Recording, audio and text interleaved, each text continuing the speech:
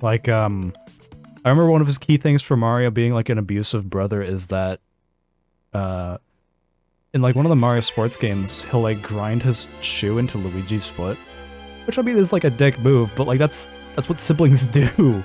I have like two siblings and we would do that kind of shit all the fucking time to each other. That's just what siblings do, you know? And he ignored a lot of like other like contradictory evidence that would show that like Mario actually gives like a hell of a fuck about Luigi.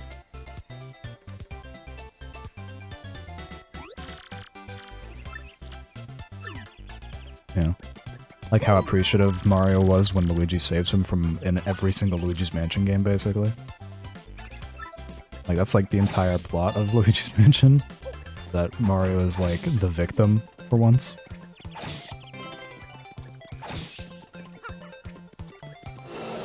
Oh, this is so cool.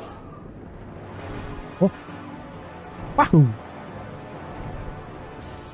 That's so cool. It's such a shame you never really get to see Hooktail's actual, like, tails proper. I cannot remember what his reasoning for Mario being communist, but I can't fathom how he got there. It's on the tip of my tongue. I vaguely, like, have a strong distinction of, like, what it was. But it was something along the lines of, like, Mario being, like, akin to Mussolini or something like that. Hold on. Part of me kind of wants to watch that on stream, but I don't want to be, like, a React guy, you know? Mario's a communist theory. Let's just check, the video that the Reddit post that he stole it from. Oh, yeah, okay, that's it. Like, half of it was based off of just, like, the color palette of Fire Mario. That it was white and red, by coincidence. And, then the fucking flag in the original Mario game being a skull. Yeah, but in the like original game it's supposed to be a skull representing King Koopa. But I remember MatPat like looped it around to being like, oh, but what if it's actually instead a peace symbol and Mario's actually stopping the peace? It's like, shut the fuck up. It's a me, Mario. I'm here to say that we need a society without money and borders. It's a me, Mario, and the working class should be owned by the people. Wahoo! And I mean, to be fair, when you think about it, Mario has very communist ideals, given that he just steals money from everybody. Not that communists would ever do that, of course. Not that there's, like, prolonged history of communism doing that, ever. And also a prolonged history of communism never working because something always goes AWOL. By an act of God, I guess. And not because humans are just inherently greedy. It's super weird. It's so strange that communism has never worked. I don't know. Let's move on. Let's stop talking about this. I don't wanna get too controversial on a fucking Paper Mario stream.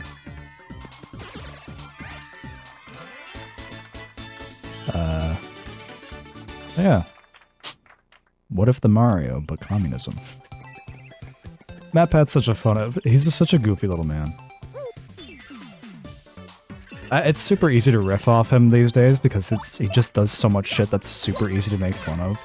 Like his 50 million fucking final quote-unquote FNAF theories. But, I mean, I gotta give him credit where it's due, that you know, he's getting people to think about video games in a different way that isn't just, well, is it fun? At the same time, though, he is inadvertently ruining a lot of indie games' reputations by kind of forcing them to have these stupid over-the-top lores that don't need to exist. It's really frustrating to me that, like, if your indie game does not have absurdly elaborate lore, then people won't give a fuck about it. Oh shit, I didn't even realize how fucking low I was.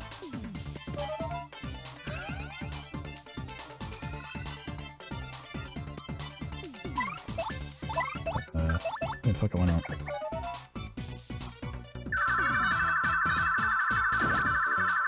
I will say what's interesting is how willing Nintendo's been to, like, make WarioWare titles again. Because we hadn't had a, like, new WarioWare before, what was the first Switch WarioWare? Was it like Bust a Move or something like that? Or is that the current one? Is that the one that they're making now? Either way, like, oh no, WarioWare Get It Together, that's it. Yeah, that one, it was like a long time between that one and like the last WarioWare game. I think the last WarioWare was like Smooth Moves or something like that. For the Wii? I don't need to talk to you ever.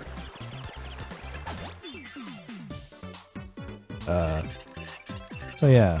So it's very fascinating that like they're super willing to like have these old franchises come back to see what the reception will be like. I mean, I played a little bit of F-Zero 99. I don't like the way that F-Zero controls in general. I don't think it's a bad game by any margin, but I just don't like the way it plays. It's a little too loose and smooth for me. I like when my vehicles have like a little bit of drag and weight to them. I'm just not good at F-Zero as the most part. I'm almost at a level up. There's no doubt the long-jumping green plumber could have survived COVID longer than your bedridden grandma. I can't remember the exact quote. He brought us some real magic, yeah. Oh god, that, I remember talking to a friend about that when that video came out, and yeah, that video was a fucking mess.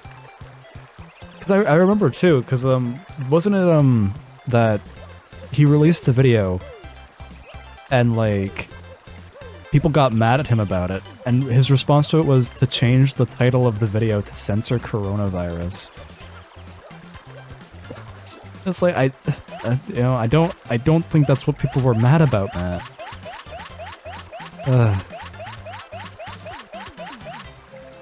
I don't intrinsically hate MatPat. He does decent enough work, but I don't know. After the first 5 Nights at Freddy's theory, I kind of fell off his content super hard.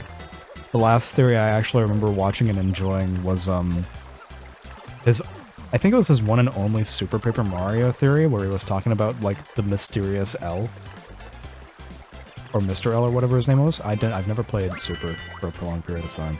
I should at some point, but because I remember he talked a lot about like how hypnosis works. And I thought that was really fascinating. But, oh man, yeah. Most of his theories are kind of hit or miss. I remember the Sonic fandom getting real upset about a few of his theories for whatever reason. I remember at some point people were like complaining at some point that he made like a theory that was basically just describing the plot of the game at one point, which... That's a bold way of doing it. And then there were like, there's accusations that have been kicking around since always of him like stealing theories off of Reddit and like claiming them as his own. Then you actually had like that whole thing on GT Live where he, it was some fucking fan game that he was like using Undertale to promote, and then he wasn't putting like any of the games in the description of his videos. And Toby Fox himself called him out on it, and then he's just never made any more videos on like Deltarune or Undertale. And it's just like,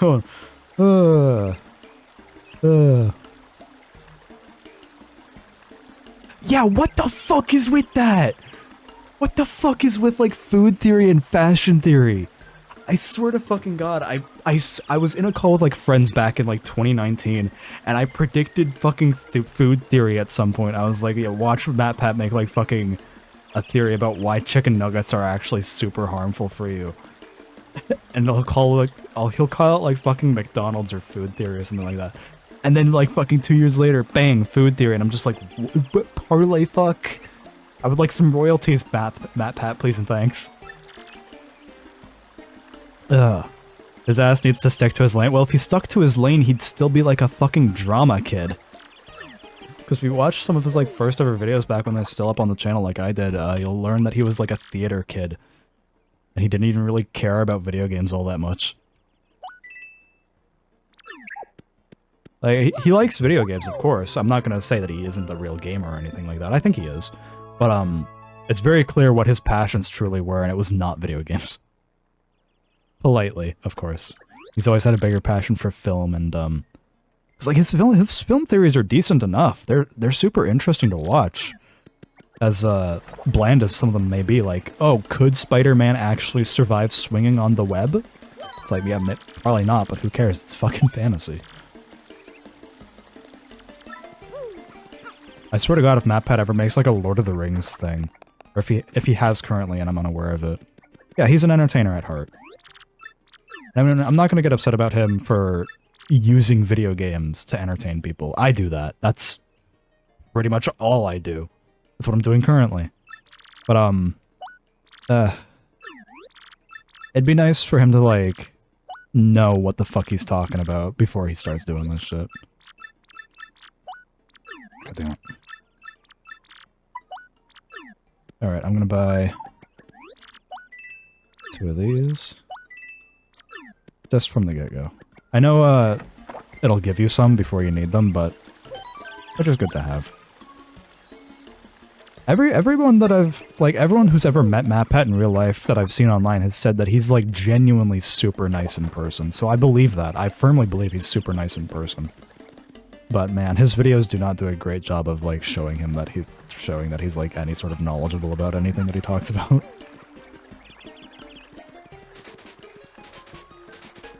Like, the videos where he was basically just using video games to talk about science stuff, like the Pyro video about, like, what Pyro's gender was, like, as controversial as that is, people use that as, like, a platform to say that MatPat's transphobic.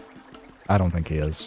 I think that's a massive leap in logic to say, oh, well, he made this one video back in, like, 2013, that must mean he is currently transphobic. Like, no. No. No. Shut the fuck up. Yeah, the finger phrenology, yeah. That was super interesting, because that was, like, basically he was just using the Pyro from TF2 to showcase, hey, you know, traditionally, men and women have different structures. It's fascinating to look at. You know?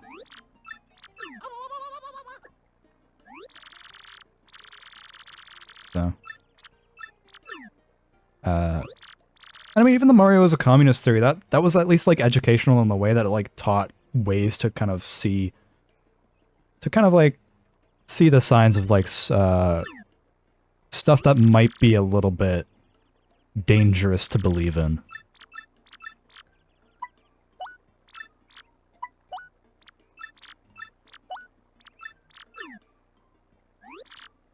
There's another one, too, that I'm like, I can't remember...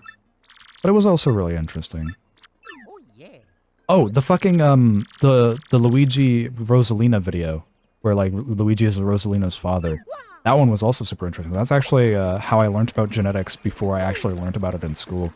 It was, like, basically a crash course video about genetics. But, like, still, it was super fascinating.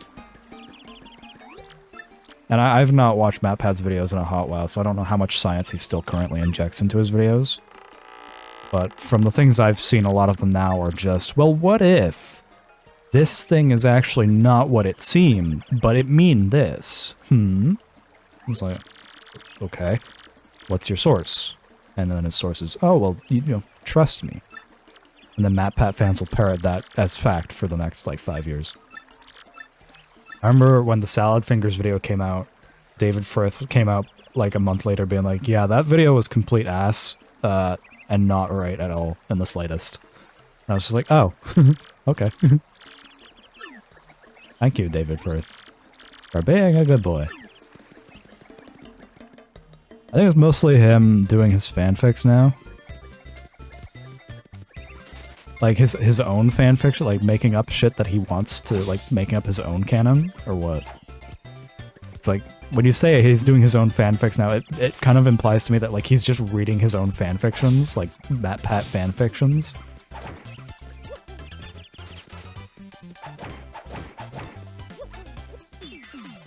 Either way, that's really funny to think about. Yeah, I mean, it's weird because it feels like the FNAF timeline was absolutely 100% like influenced by whatever MatPat's theory of the hour was, it feels like. I'm sorry, but there's no way that you can convince me that they, like, Scott Cawthon or Steel Wool knew everything that was gonna happen in this series. from like day one. Because, I don't know, there's just so many plot points that just feel super shoehorned and weird. Like, everything involving Springtrap, basically. Like, FNAF 2 felt great. It was a great game, I think, because one, it's fun, it's really fun. And two, it's a prequel, so like it just allows people to explore like the story before the story.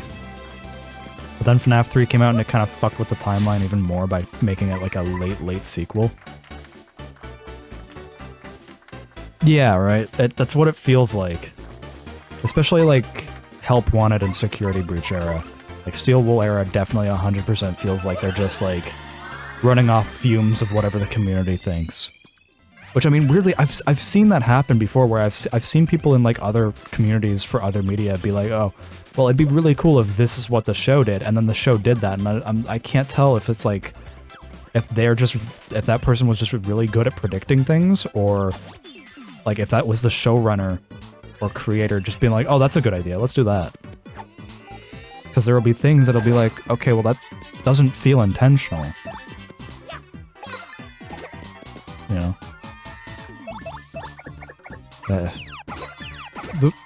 This current state of media creation online is super weird, where because we have such an easy access to like the creators of super popular things, like Scott Cawthon, like FNAF, like Toby Fox and Undertale, like Rebecca Sugar and Steven Universe, you know, you kind of have to be very careful with where you take inspiration for your ideas from, because like, you know, you even saw it with Mario Wonder, where people were like, well, in 2013, I made a pink Bubble Mario outfit power-up concept. Nintendo, bruh the fuck?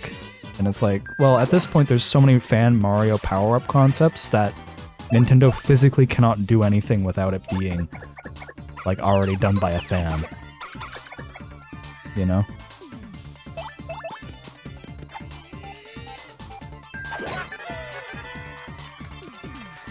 It's really fascinating when you look at it. Like, there needs to be, like, a case study done on, like, the current state of media. By scientists, by fucking psychologists, by, like, some guy on YouTube, I don't know, someone. But there's gotta be, like, a study done on this shit, because it's super fascinating.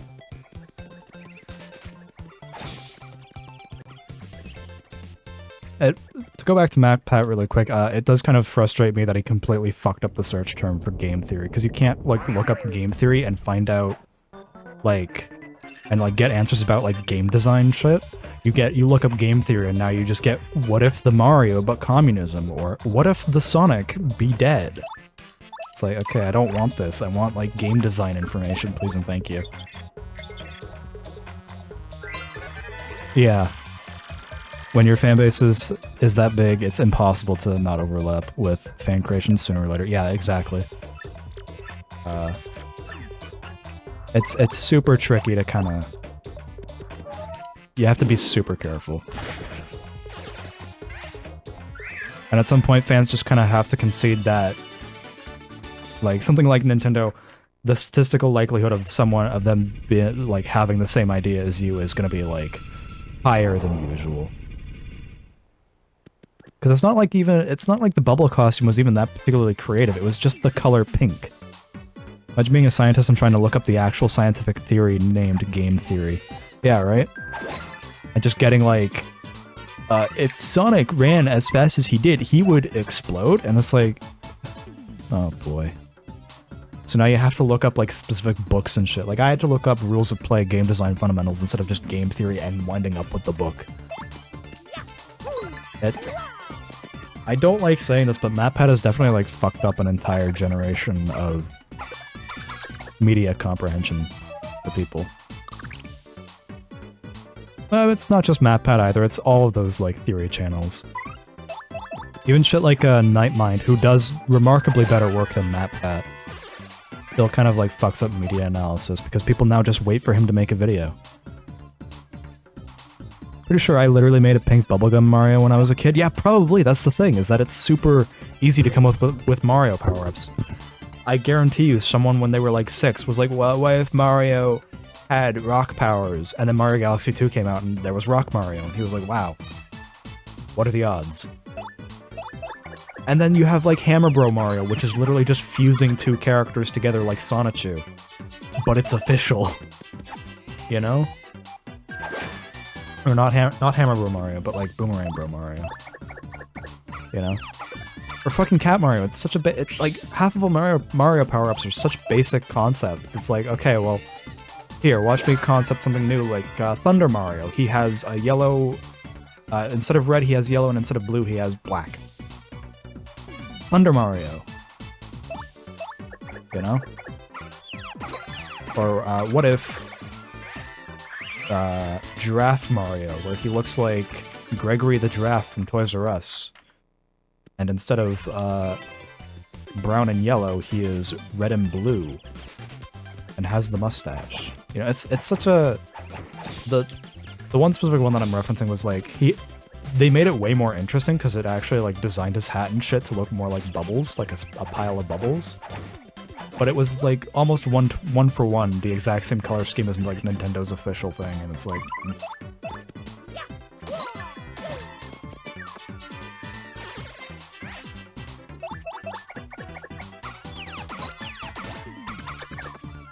It's super fascinating. This is why I like talking about this stuff, is because it's super interesting.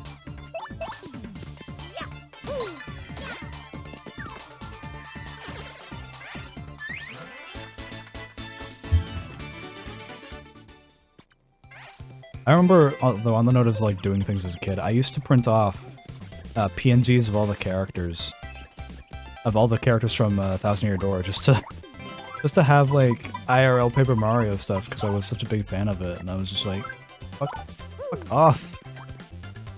And yeah, I remember somehow like I managed to print off all the partners and shit and all the crystal stars, but like the Mario that I printed off was like 10 times the size of everything else, and I was so upset about that. I was like, I don't know how to fucking change it, and I don't want to print it again because I don't want to waste printer ink.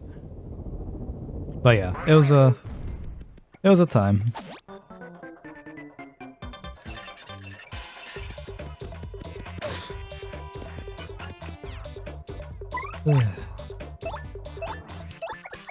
Oh, god damn it. I'm kind of turning my brain off because I'm streaming it, but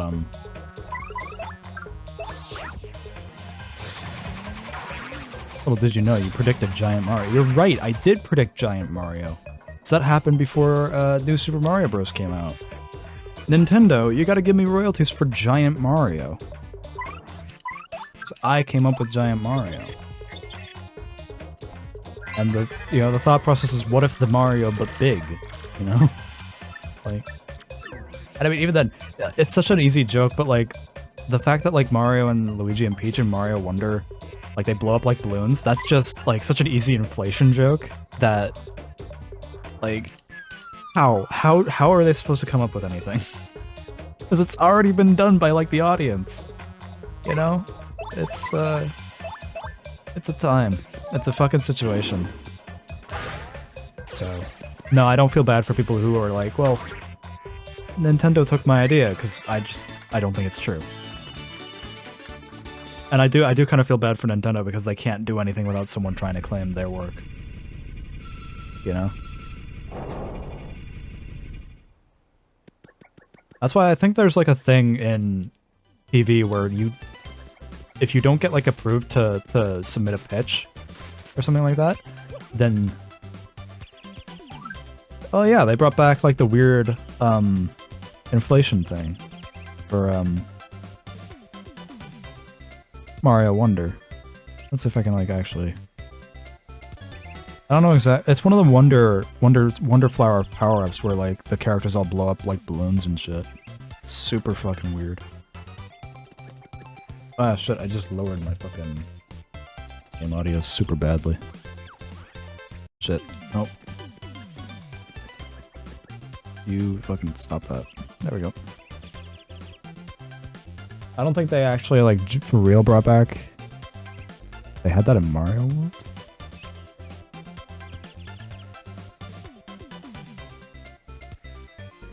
Did they? I've never played Mario World, so I really don't remember.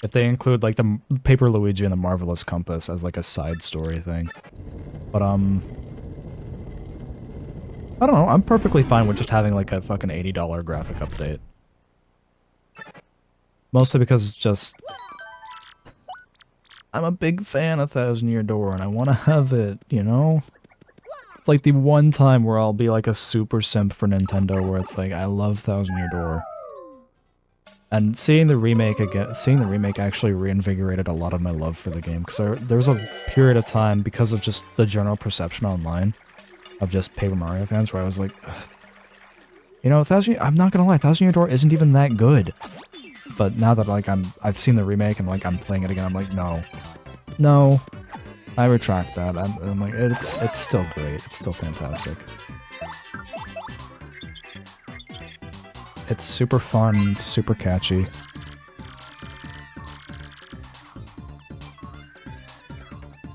I don't know, I'm in the weird limbo of being too familiar with the game to bother playing a game I know the story to, and not having any nostalgia. I mean, that's fair. However, I hold like a weird opinion of that, where it's like, if it's a game that I like I'm super into Y2K Postmodern RPG. I've played that game like 3 times already, but I went into it knowing the entire story already because I saw playthroughs of it. But the weird thing was that, like, I thought, because for me personally, if I think like the gameplay is interesting looking enough to be worth checking out to see how it actually feels, I think it's typically always worth checking out. And I think this game feels really fun, and it's super unique. The like WarioWare-esque mini-games for attacks is super fun. Which you think would make me like WarioWare, but I've actually never tried out the games.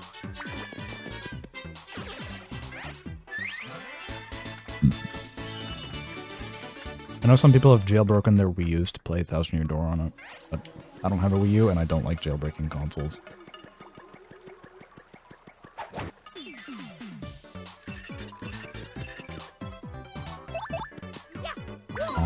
Bonk.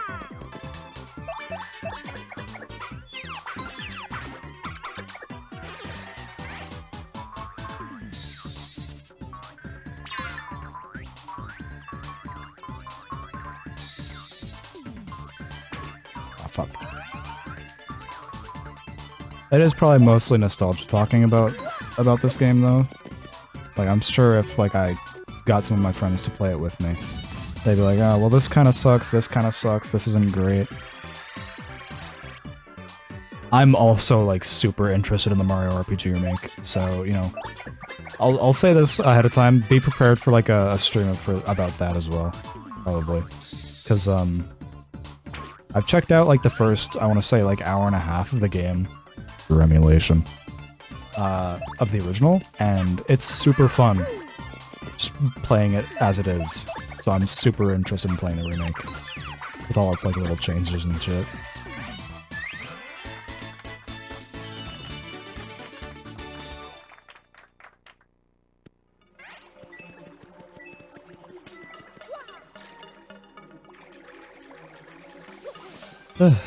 Moonstone.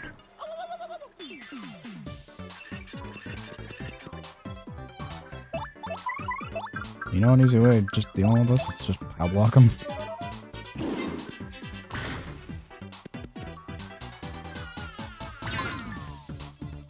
There you go, mission accomplished. That's how you do it.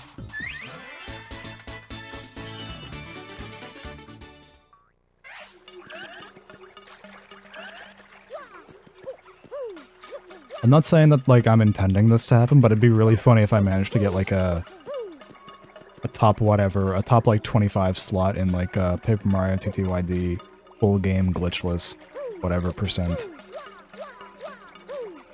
Through this stream. Because I think I could probably beat this game in, like, 25-ish hours. But, I'm also known for taking big breaks between chapters, so maybe. Controversially though, I gotta say, I really fucking hate the Peach sections in this game. I really don't like them. They're super boring. I like what they provide for her, but man. I love the original's art style. I'm surprised there hasn't been any horror indie games going for that style. I feel like it worked pretty well. Do you mean like Mario RPG? Like the pre-rendered 3D look? Because if so, I fucking 100% agree with you. I'm so mad that we went from like pixel art indie games straight to fucking PlayStation 1 graphics. Like there was no time for the fucking like pre-rendered 3D to indie game to shine, which upsets me because like it's such a cool art style. Everything looks kind of shitty and it fucking rocks. I love the way that like early 3D looks. I love the town in Ocarina of Time. I love all the backgrounds in Final Fantasy VII. I love the way the sprites look in Mario RPG. Everything looks cool. It looks fun. I like how Bowser looks fucking terrifying in the original. Like, I gotta be honest, that, Mario RPG Remake Bowser looks great, but, hold on, let me just pull out my, my Opera tab real quick. Yeah, fuck. FNAF is, like, the only indie game in general that uses pre-rendered 3D, and I like it for that reason. I think it looks great. But now it's, like, they've abandoned that, basically, which is upsetting. I love how, like, weird, like, fucked up and scary Bowser looks in the original. He looks super ugly. Like, that's part of the charm, though. That he just has, like, a bunch of balls for a face. And, like, the remake looks great, but as a result, like, you lose a little bit of that charm. Like, it objectively, he looks better. But, man, there's just a certain appeal of, like, Gary Bowser. Like, I want to say, like, 2 years ago, give or take, back in, like, 2021, I had a fucking dream that a new Paper Mario game was announced, and it was called Scary Bowser, the Paper Mario RPG, and he pretty much looked like fucking Mario RPG Bowser. And I woke up and I was so upset, because I thought it was gonna stink. I was like, this is gonna fucking suck ass. And I woke up mad. It was really funny. But oh man. That was the last like notable dream that I've had in a while. It was such a funny dream though. Because I was just like, oh man, new Nintendo Direct, I wonder what they're going to announce. And then it was like, a new Paper Mario installment. Scary Bowser, the Paper Mario RPG. And I'm like, this is gonna fucking suck. And I was right, it did suck. It blew hot ass. Because it wasn't even fucking scary. It was just a weird looking Bowser. Scary Bowser. I love Scary Bowser. It's such a good... I love Scary Bowser so much. Scary Bowser is so good. Leprosy Bowser is also funny. I would take if they ever did like a Mario multiverse movie, I'd be okay with like one of the Bowsers being a Leprosy Bowser. Scary Bowser is like what fucking Bowser's Fury Bowser would be called. Like, cause he's kind of scary looking. I gotta say that Scary Bowser and Bowser's Fury is like the only highlight of that game for me. Everything about it I kind of don't like. It plays fine, all the levels are, like, designed well enough, but, I don't know. I remember there was, like, a wave of people saying that they want that to be the direction that Mario Sandbox games go, and I just heavily disagree with that notion super hard. If that is the case that if that is the case that, like, the Mario Sandbox games go, then I'm just not gonna play them. I don't know, I don't like linear sections of open world games. They're boring. I'd say either have it linear or have it open world. You can't have both.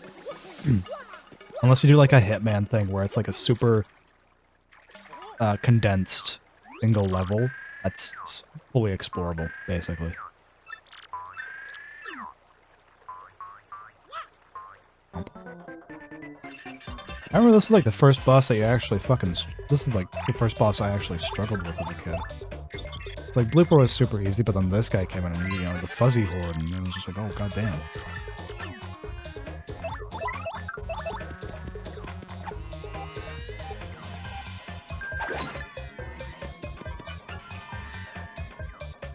Hey, Hey, watch it jump.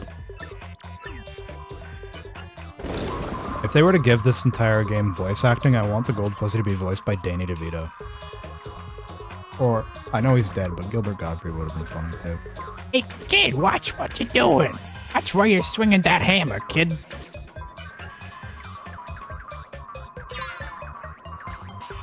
The Mario Dark Souls, like, you're so right. I'd actually be really fine with like a Mario, with like a Souls-like Mario game. That'd be super fun. Where you just go around fighting like ginormous bosses. Like a giant fucking Goomba. Like 15 different Bowsers. No, there's ways that you could do it. Like basically if you just like removed the hub area of Mario 64, that's basically what it would have been.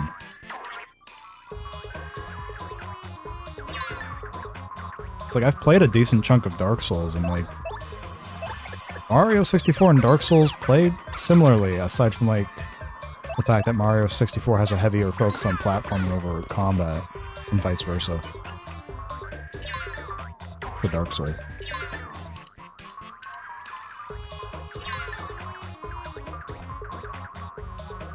I've thought about like ways that like Konami could bring back like Castlevania and make it interesting, and like I think that like trying to do like a Metroidvania, like, but like trying to like kind of at least attempting like a Souls-like game where you just go off and fight a bunch of like fucking cryptids and mythical creatures and shit would be awesome. I guess that's kind of what Bloodborne is though, isn't it?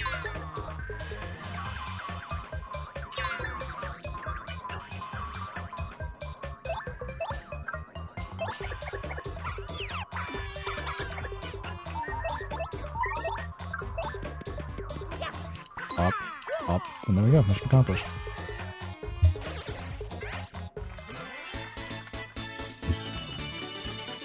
Ta-da! Oh! Hey! Alright, well.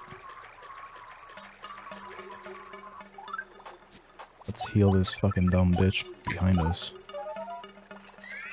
Not Mario dodge rolling. I would love to see Mario fat roll. Mario fat rolling would be so funny to watch. Especially if they like retained his wahoo! Man, if I was recording this for like bread plays and pre-editing this, I'd absolutely just like fucking overlay Dark Souls footage with like Mario sound effects and just watch as like they fat roll and go wahoo!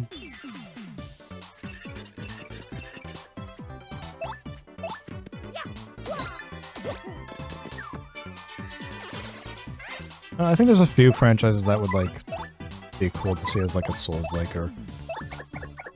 It's like Zelda's kind of leaning towards a more Souls-esque experience. They're still kind of maintaining, like, it's more of, like, an open-world action RPG.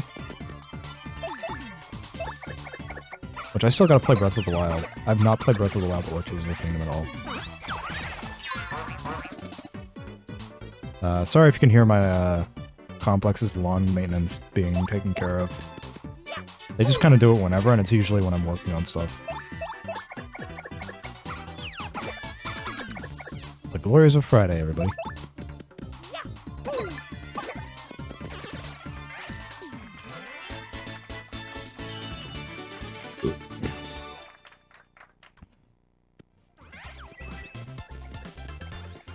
On the note of, Dark Souls, though, a lot of people were saying that, the Switch port of Dark Souls Remastered kinda sucks, and, like, it's not fantastic, but it's not awful either. It plays just fine. I'm sure it plays better on, like, the Xbox or the PC, but it doesn't play awfully on fucking Switch. I like playing games on my Switch for the portability of it, and that's pretty much it. Aside from that, though, I don't really buy a whole lot of games on Switch unless it's something that I know I'll want to play on the go. Aside from that, it's almost exclusively, like, Nintendo's stuff that I'm interested in. If it's not Nintendo, then and it's, like, something I'm interested in, then I'll just buy it on PC.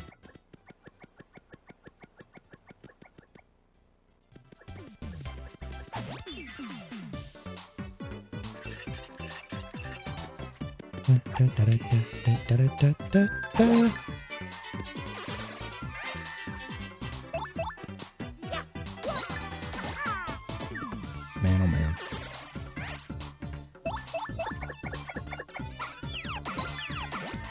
So a little behind-the-scenes discussion about like the production of that promo video that I made yesterday for this stream. The one where it's little paper bread in his little cardboard room.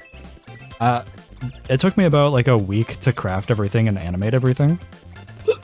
Because I made all the paper bread assets in Clip Studio. I drew all of that stuff, and then I animated it all in hit film, exported that video, and then I made the like room and shit in Blender, and through the use of like modifying open like royalty-free textures of like cardboard and fucking canvas and shit.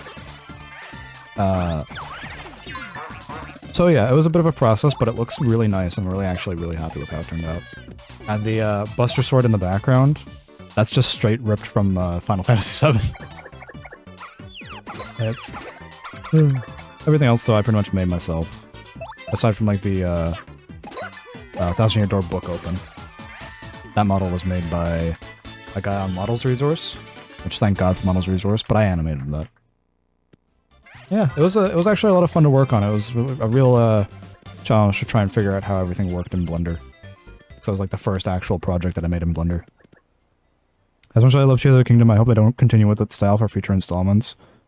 As well, Tears of the Kingdom is great in the open world sections, your abilities kind of don't allow for the traditional dungeons. I'd kind of like to see them temporarily hop back to like whatever the fuck they were doing with Link's Awakening. The remake, because I really like the way that looks and plays. I wouldn't mind if they like just had a window of time where they were remaking a few of the older Zelda titles either. Like, I think Link to the Past is super deserving of like a Link's Awakening remake. Same with Oracles. And Four Swords, I would fucking kill for them to make like a new Four Swords game. Because like, there's an untapped market for like a cooperative action-adventure RPG like that.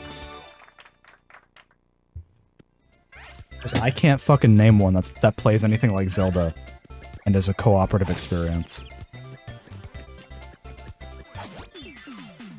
We got Link Between Worlds. Kind of.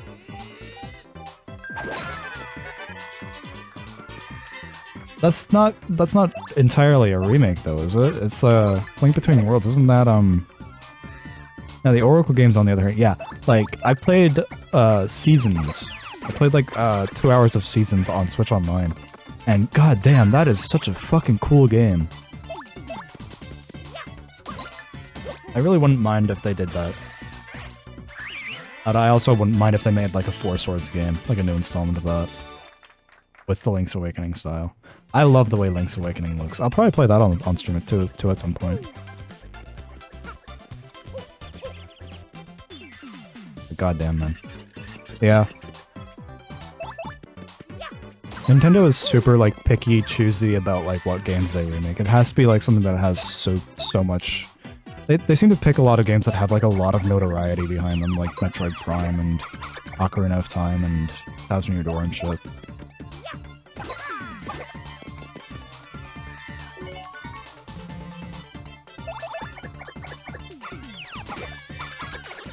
It's like Link's Awakening, that was a console seller for a while.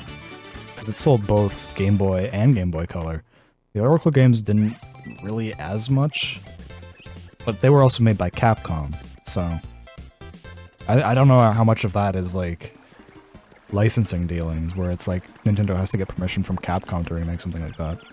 Also, I've never gotten a concise answer about this. Does anybody know if Square is, like, working on the Super Mario RPG remake, or is it Nintendo, and they just have licensing rights from Square?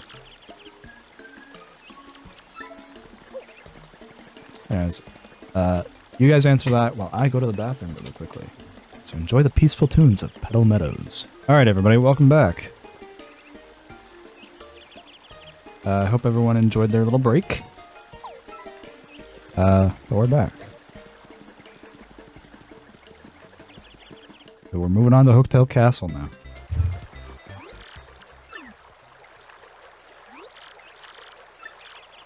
Blah, blah, blah, blah, blah. Anxious turtle is anxious.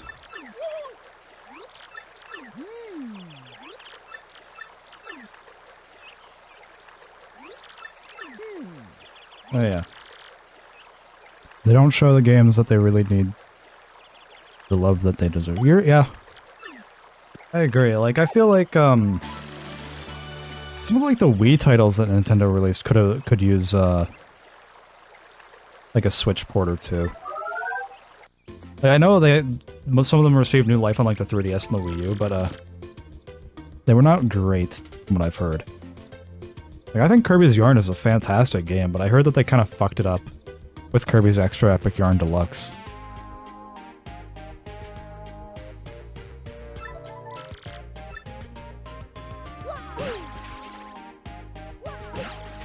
And I feel conflicted because, like, I agree that Wind Waker and Twilight Princess should be put on Switch, but at the same time, they've kind of shown, like, a trend of putting, like, the last console generation's game, Zelda game, on the next system. Like, I feel like, because technically Breath of the Wild was a Wii U title first. So I feel like when the Switch 2 releases, Breath of the Wild will be ported onto it, and Tears of the Kingdom will come at a later time. Probably.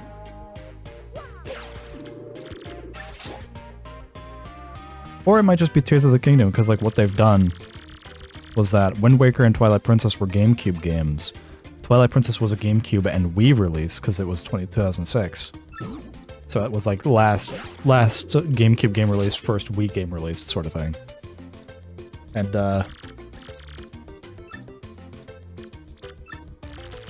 you know, so the Wind Waker got put on the Wii U. So I don't know. I don't know what I'm really talking about. I don't know what the point I'm trying to make is. I'm just saying that I don't know. It's weird. I wouldn't mind seeing Twilight Princess get kind of like a remaster though.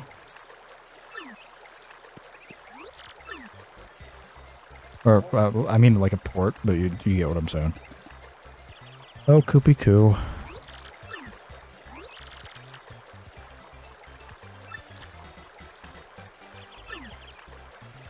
Such a bitch, to be honest. Koopy Koo's so mean.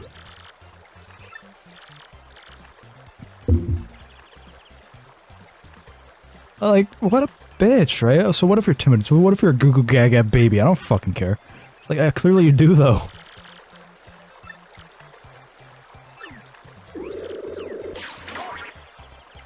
She's just possessive. That's all. That's all the problem is.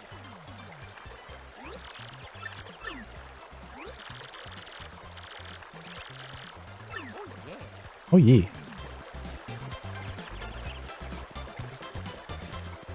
And then what's even worse is that the fucking end of the game, she's like, "Oh, Koops, I believed in you the entire time." It's like, no, you fucking didn't, you liar.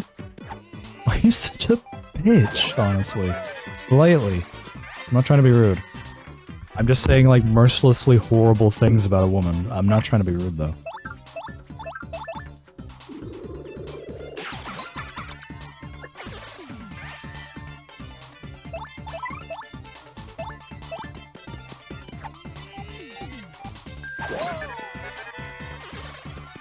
Man, oh man.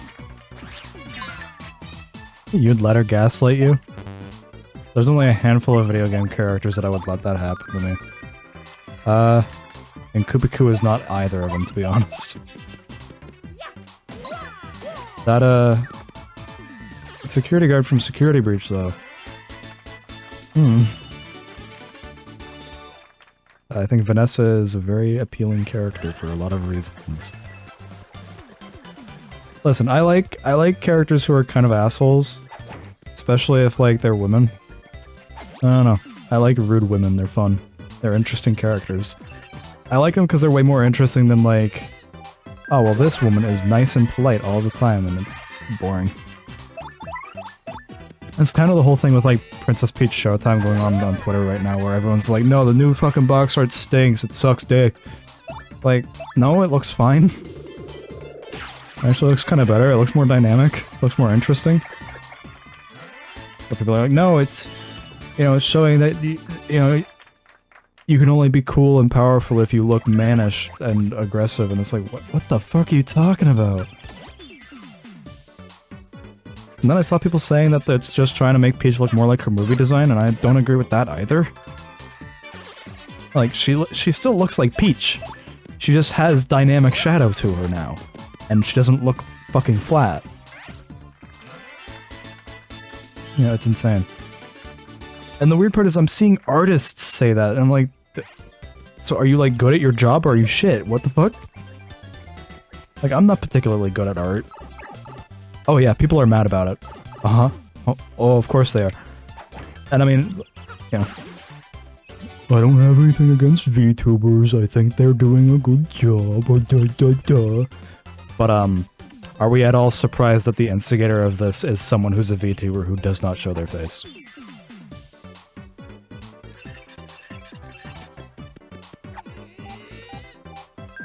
If you are, then you are horribly, horribly pathetic and don't understand the nature of the internet at all.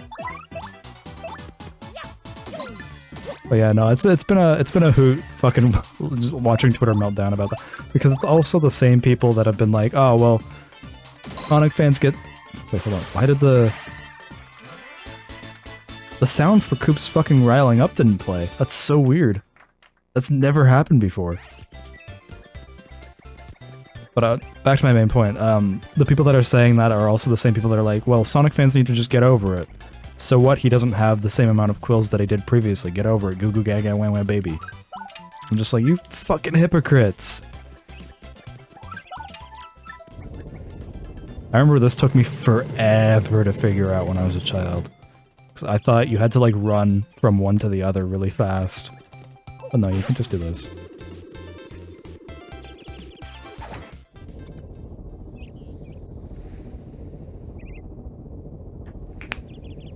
I also remember I tried to like hop up on top of that stone and being like, oh well, if I just hop up on top of the stone, it'll let me warp down into it and then I'll get into Hooktail's castle. And it's like, nope. That's not what happened. Not what happens at all.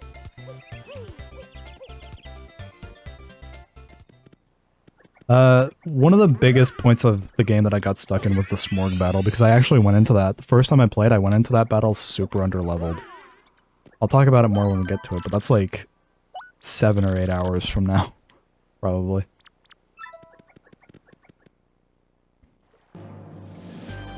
God damn, that's so cool.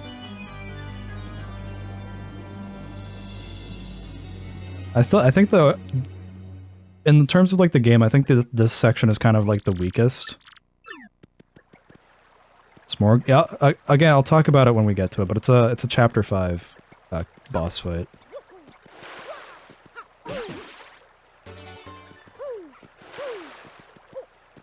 But yeah, no, I got stuck on him because I went into it underleveled, and he just constantly kicked my ass because he has like a 2-stage boss fight, which is like one of the only ones in the game that has something like that. Him and Cortez, I think, are the only ones that have like a 2-stage boss fight.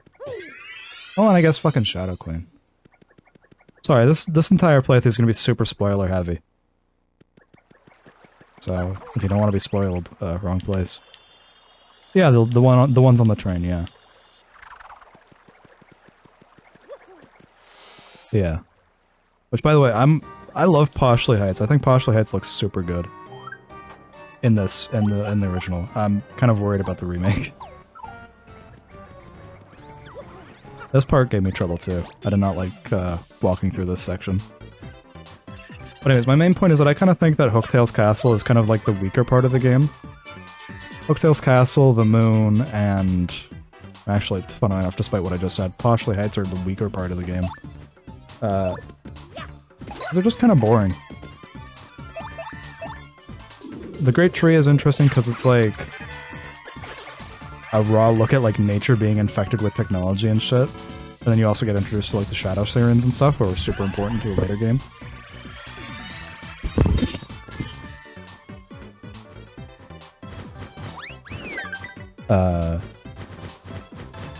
But yeah, no, it's not... Playing this again, I'm like, okay, well, Hooktail's Castle isn't bad, per se. It's perfectly fine. It's just not something I'm personally interested in. I've seen too many stories of, like, dragons and castles to really give a fuck anymore.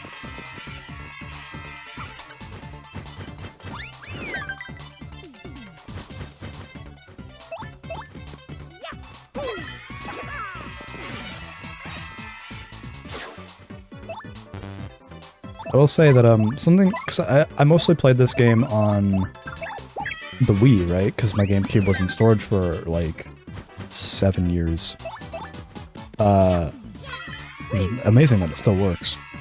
So what I didn't notice is that Riverside Station runs like fucking shit on GameCube. It runs like actual ass.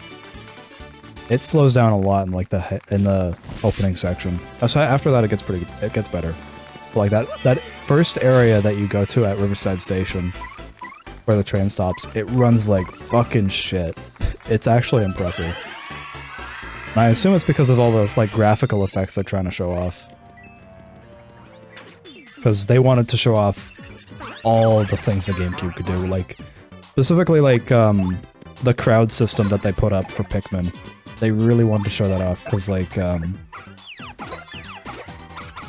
Sunshine had a section like it with the Phantom Squid or the Phantom Ray.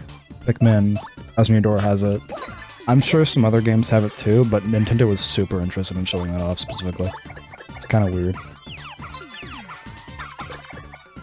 It's always really funny how like Nintendo is super on the nose about like what they want to show off with their consoles, what kind of like graphic and like gameplay mechanic they want to like show off that's possible with their consoles now. Which is hilarious to me, like all these leaks that came out last month that are like, oh, the Switch 2 is gonna have Final Fantasy VII Remake as like a native, as like a launch title, and it's gonna be VR capable, and it's gonna be all this fucking shit, and I'm like, you guys are fucking insane!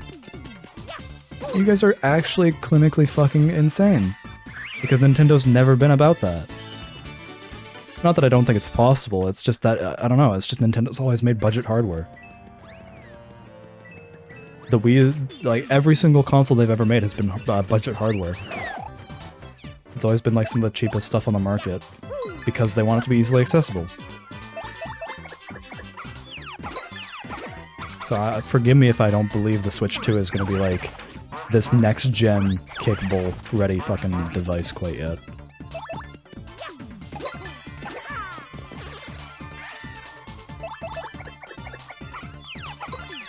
Even then, fucking Switch 2 rumors have been out since the Switch's release, so... You know, forgive me if I don't inherently believe that it's a thing that's gonna happen. Like I said earlier, it's also that, they're still announcing games for the Switch. So I just, like, stuff that's gonna be coming out in, like, 2024, so I don't think they're gonna be releasing it until probably super late 2024, like Q4 2024 or early 2025. The collective copium of Nintendo fans, me included, thinking that Nintendo will make a moderately powerful console. Right? Once you understand that Nintendo makes budget hardware, your expectations falter so hard. I don't give a fuck about the quality of their, like... That's part of the reason as to why I never expect their games to run perfectly all the time, is because they always make budget hardware. I'm not surprised that Link's Awakening has moments of running like shit. I'm not surprised Fortnite is unplayable on Switch. I'm not surprised that Breath of the Wild has massive frame drop and shit like that. Because it's budget hardware. And it's fine. If they want to make budget hardware, they can make budget hardware. You know? It's just that people expect Nintendo, or demand Nintendo be up to date with everything. And I'm just like, they don't have to if they don't want to. You know? And it's not like the Switch is a particularly expensive console. It's like $400 up here for a base model. It's like $350 for a Switch Lite. It's not that expensive comparatively. So I think like the PlayStation and the Xbox both go for almost $800 up here, or $500. I think it's $500 up here, but still. Nintendo's always been more focused on making, like I talked about this briefly somewhere, but PlayStation, Sony has always been more focused on creating the best hardware with some of the prettiest games. But then they also make the Switch OLED, which upgrades everything except the stuff it really needs. Yeah. Yeah. I'm not saying that, like, Nintendo is flawless about it. You know, they kind of... They're weird about it in a way, where, like... Because the Wii U, the original Wii U was like a 8 gigabyte hard drive storage thing, And then they released the Wii U V2 for Mario 3D World, which was like a 64 gigabyte hard drive base. The added benefit was that it was black instead of white. You know. It's super weird. Nintendo is super weird. I will say I respect Nintendo in terms of like the big three the most. I respect Nintendo the most because they just make their hardware and then they make their games for their hardware. And it's not like Microsoft, who has just this like habitual fucking habit of purchasing companies and then promising, hey, we won't like console lock their games and then proceed to console lock their games. Like, I swear to God, when they bought Bethesda, but they were like, no, we're not going to limit Bethesda's market on the PlayStation. Redfield hasn't released on PlayStation. Starfield hasn't released on PlayStation. They've said that Elder Scrolls 6 isn't going to release on PlayStation. It's like, yeah, you're right. You're not going to limit the PlayStation's market. You're just going to fucking, like, completely remove it entirely. You know? Oh, yeah, in this section, too. I forgot about this section.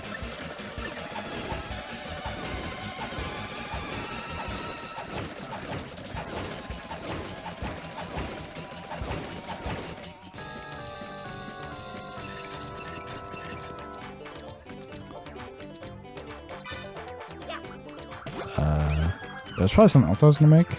Some other point that I was going to make, but I can't remember. I will say the last time that I felt like Nintendo made like a massive leap in their console market was probably with the N64. But to be fair, that was like a jump from... There, the drive. Yeah, I'd be willing to say that like Nintendo's probably the driving force of the console market. Oh, that's the point I was going to make. PlayStation's super dedicated to make like expensive hardware that runs really well and their games look pretty. Xbox is really interested in making games that look pretty and have like a decent story for decent hardware. Nintendo is really focused on making really fucking great gameplay with bad stories, I'll be honest. Mid stories at best. With decent, like, low-tier hardware. Like, you cannot sit here and say that, like, Mario Odyssey doesn't feel great to control, Breath of the Wild doesn't feel great to control, Tears of the Kingdom doesn't feel great to control. That's like the one key consistent thing about every single game that has been released for like the last 6 years on the Switch, is that every game feels fantastic.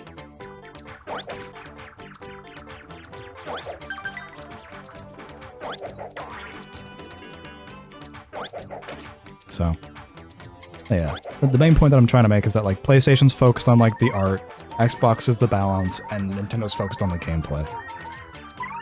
Like, yes, Nintendo's games can kind of look like some Switch games, like Luigi's Mansion, look fucking remarkable. They look so good. And then, like, other games just kind of look weird and not great. Like Fortnite.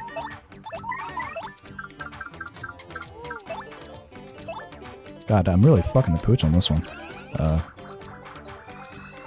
I'll probably have to use Sweet Treat here in a minute.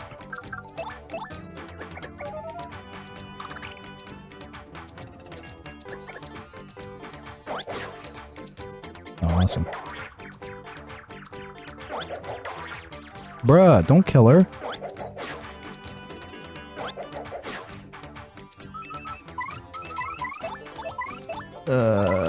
Fuck it, I'll bring Pooch out.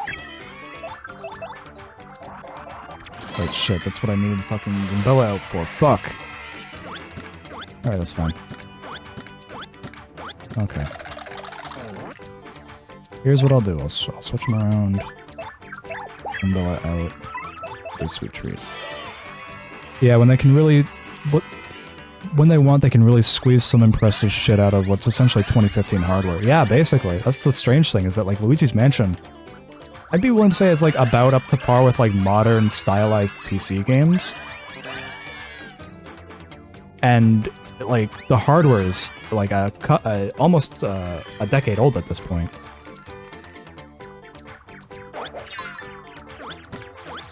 It's super fascinating. I love to, if it's not, like, abundantly clear by, like, my main channel and Bread Plays and just the last, like, 2 hours here, I'm super fascinated by talking about video games. I love talking about them.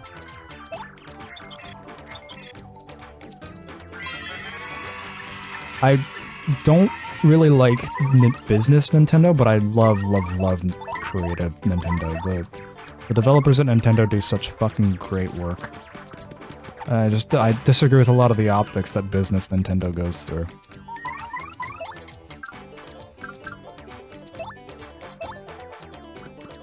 I'm not a big fan of them striking down fan games when... Like, that Mario Bros. Battle Royale that was on PC, that was, like, in Chrome for a bit, back in 2020. I'm not a fan that they just took that down because they were making their own one.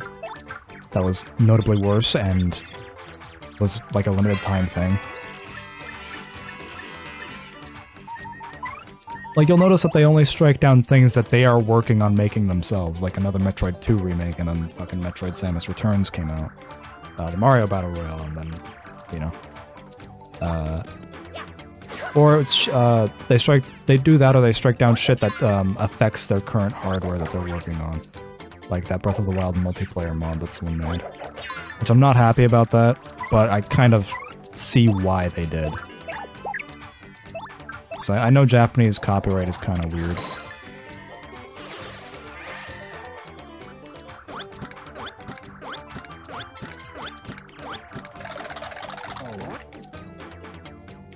I can't sit here and say that I don't love...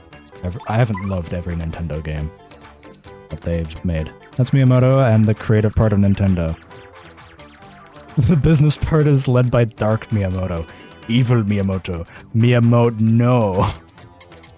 You could say.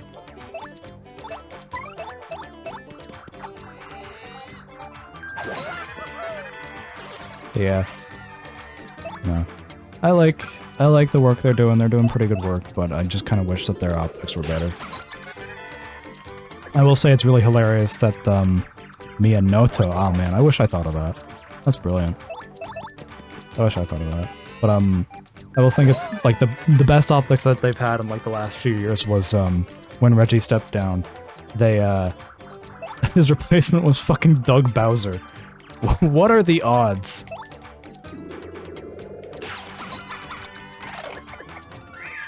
I have a hard time getting into Nintendo games, not sure why.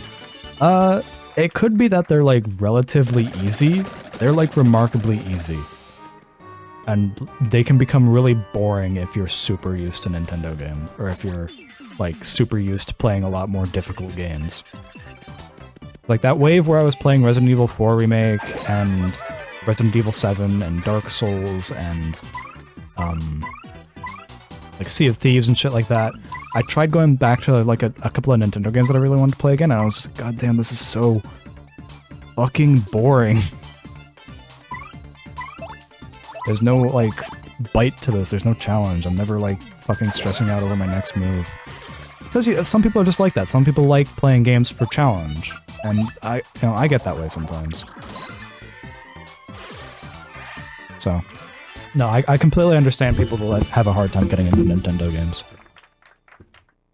I have an easy time getting into them, but usually, like, modern Nintendo, I have a hard time going back to them. Like, stuff like Mario Galaxy and Thousand Year Door I can go back to super easily, but, like, I kind of struggle to go back to Mario Odyssey, I struggle to go back to Link's Awakening, I struggle to go back to Origami King. And, you know, I still like them as games, it's just that I have a harder time kind of going back to them, because they're all kind of one-trick ponies after a bit. Like, I had fun my first playthrough of Origami King and 100%ing it way back in 2020, but, I don't know, this recent playthrough that I tried doing of it, to kind of remind myself how it was, so I could talk about it here, it took a lot out of me. I was just like, god damn, this is so fucking boring. You know? And I'm not exactly happy about it. I don't like saying that, but at the same time, you know, that's my authentic feelings, that's how I feel about it. I'm not gonna lie and say, yeah, no, I still love Origami King, I think it's great, when that's just very distinctly not true. I think there's a thing that we can get later with Yoshi here. So, we'll come back here. I know there's a thing for Bobbery with Bobbery that we can get back here.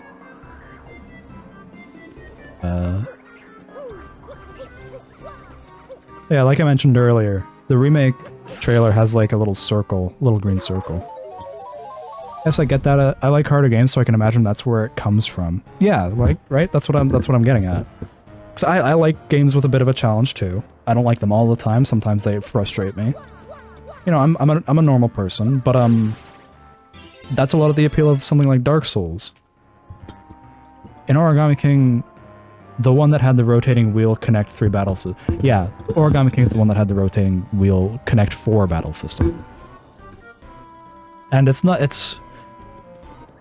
The boss fights are really fun. I kind of wish Origami King was more of like a boss rush game.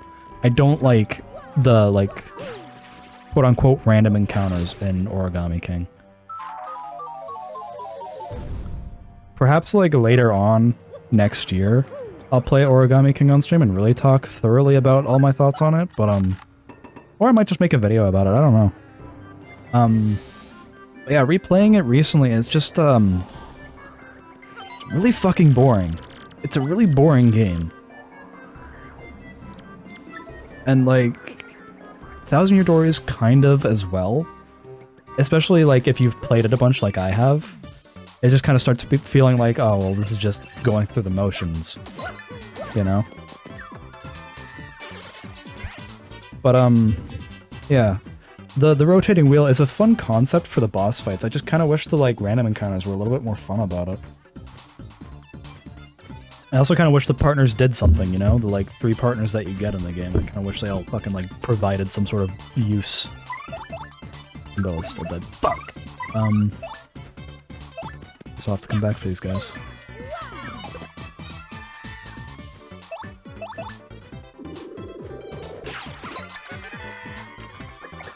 Oh yeah.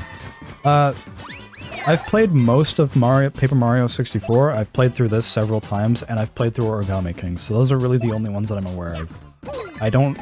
I've played like a tiny bit of Super Paper Mario, and I've seen a couple of pieces of gameplay of Sticker Star and Color Splash. I want to play Color Splash really badly, because there's a Wii U at my flea market that, like, the guy that I go to for retro games is selling for a decent price. But I'd still have to find like a copy of a Color Splash to really kind of do it. Also, I'm kind of running out of space to store all my consoles. I have like fucking 7 consoles, which is more than like the average person has, you know? So I have an NES, I have a PlayStation 1, I have a Gamecube, I have a Wii, I have an Xbox 360, and I have a Switch. And then, of course, I also have like 2 computers. I have my main PC that I play modern games on, and I have my Windows XP machine that I play all my Windows XP machine games on. If it isn't obvious to you guys quite yet, I'm kind of a fucking dork-ass nerd about video games. I like playing video games a lot.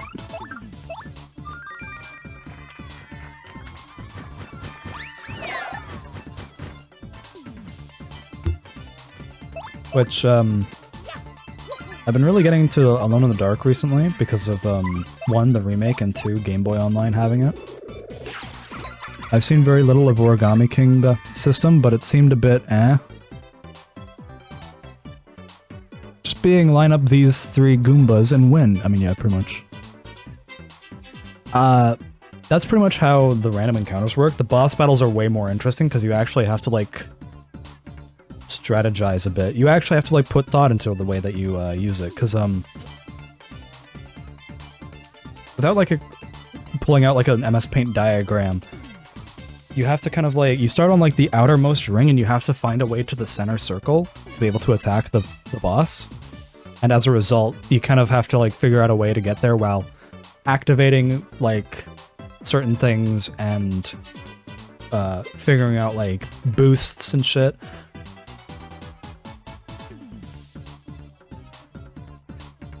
Man.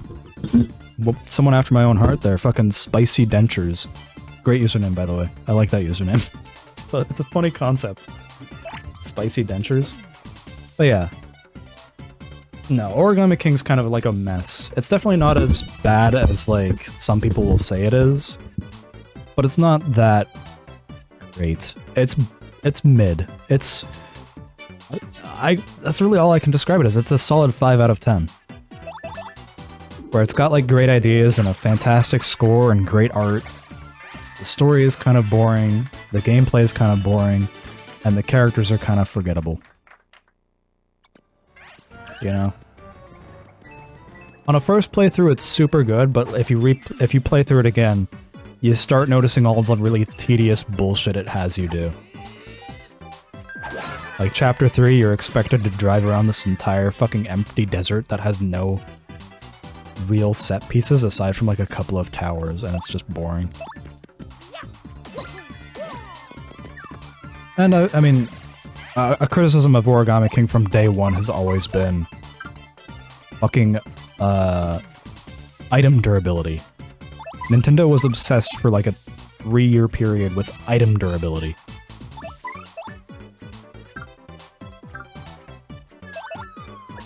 Miss me, bitch.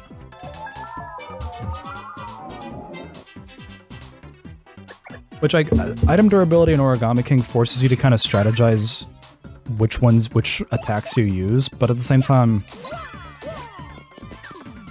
you know, they give you so much so often that you don't, as a result. There's no, like, balancing in the game at all. It's weird. And aside from that, like, if you line everything up properly, you get, like, a 1.5 times attack boost, which just makes everything a one-hit kill anyways, aside from bosses, so it's completely pointless to have, like, items that power up shit. You know, I very well may make like an entire video just talking about all of the fucking problems with Origami King, because there's a lot from like just a game design perspective. Not that I'm like a professional at it at all, I'm just some schmuck in his room who talks about video games. And like makes kind of shitty jokes about them sometimes. But you know, I do have a lot of fucking experience under my belt with games. I've played a wide variety of them. I have, like, an understanding of what makes a game fun, I think.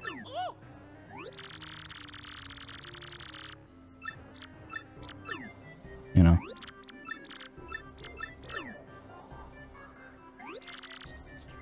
Also, for those new, hi, hello, welcome, I'm Bread.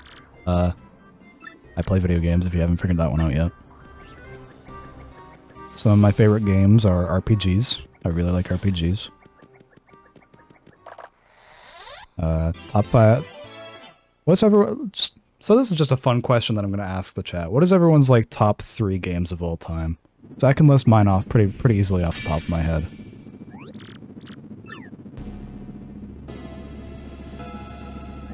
Because it's my top 3 games of all time are probably gonna be Thousand Year Door, Final Fantasy VII, and Lollipop Chainsaw. It's just those 3 games. There's a lot about them that I like and not a lot about them that I hate. I think I'm just gonna check my phone really quick. If you don't mind. I'm just gonna... Yeah, I'm just gonna sit here and wait. Just a little bit.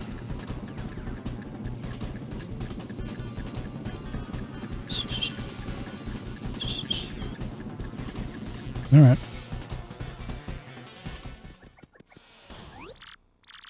Color Splash is the only one I've played, never finished, not surprised.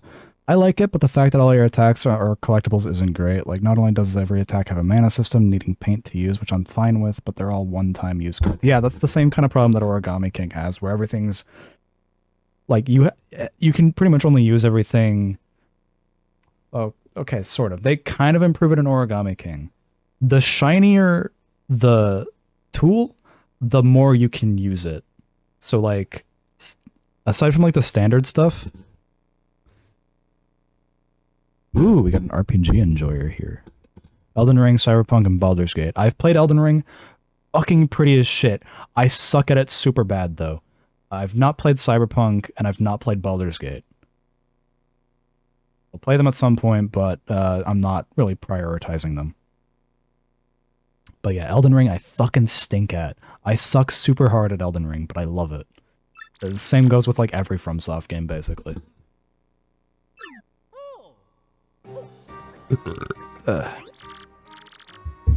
Hey there, boy, I'm super fucking stupid. You. But yeah, back to Origami King. Origami King kind of operates on like a shinier tool, more you can use it. Because I think, iron boots, just standard iron boots, you could use them 3 times. There's like a super shiny, like I think it's actually called super shiny iron boots is the actual tool, or no, it's something like that like holographic sticker effect, but it's like called rainbow shiny iron boots, and you can use those. You get those super late in the game. They only appear at like the end of the game, but you can use those for the rest of the game once you find them, basically.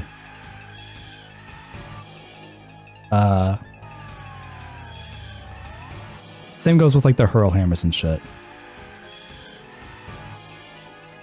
Oh, sorry, Psychodactyl. It's because I'm streaming this on both Twitch and YouTube. So, I'm reading chat from both of them on Restream. So to give you guys like an idea of what's going on.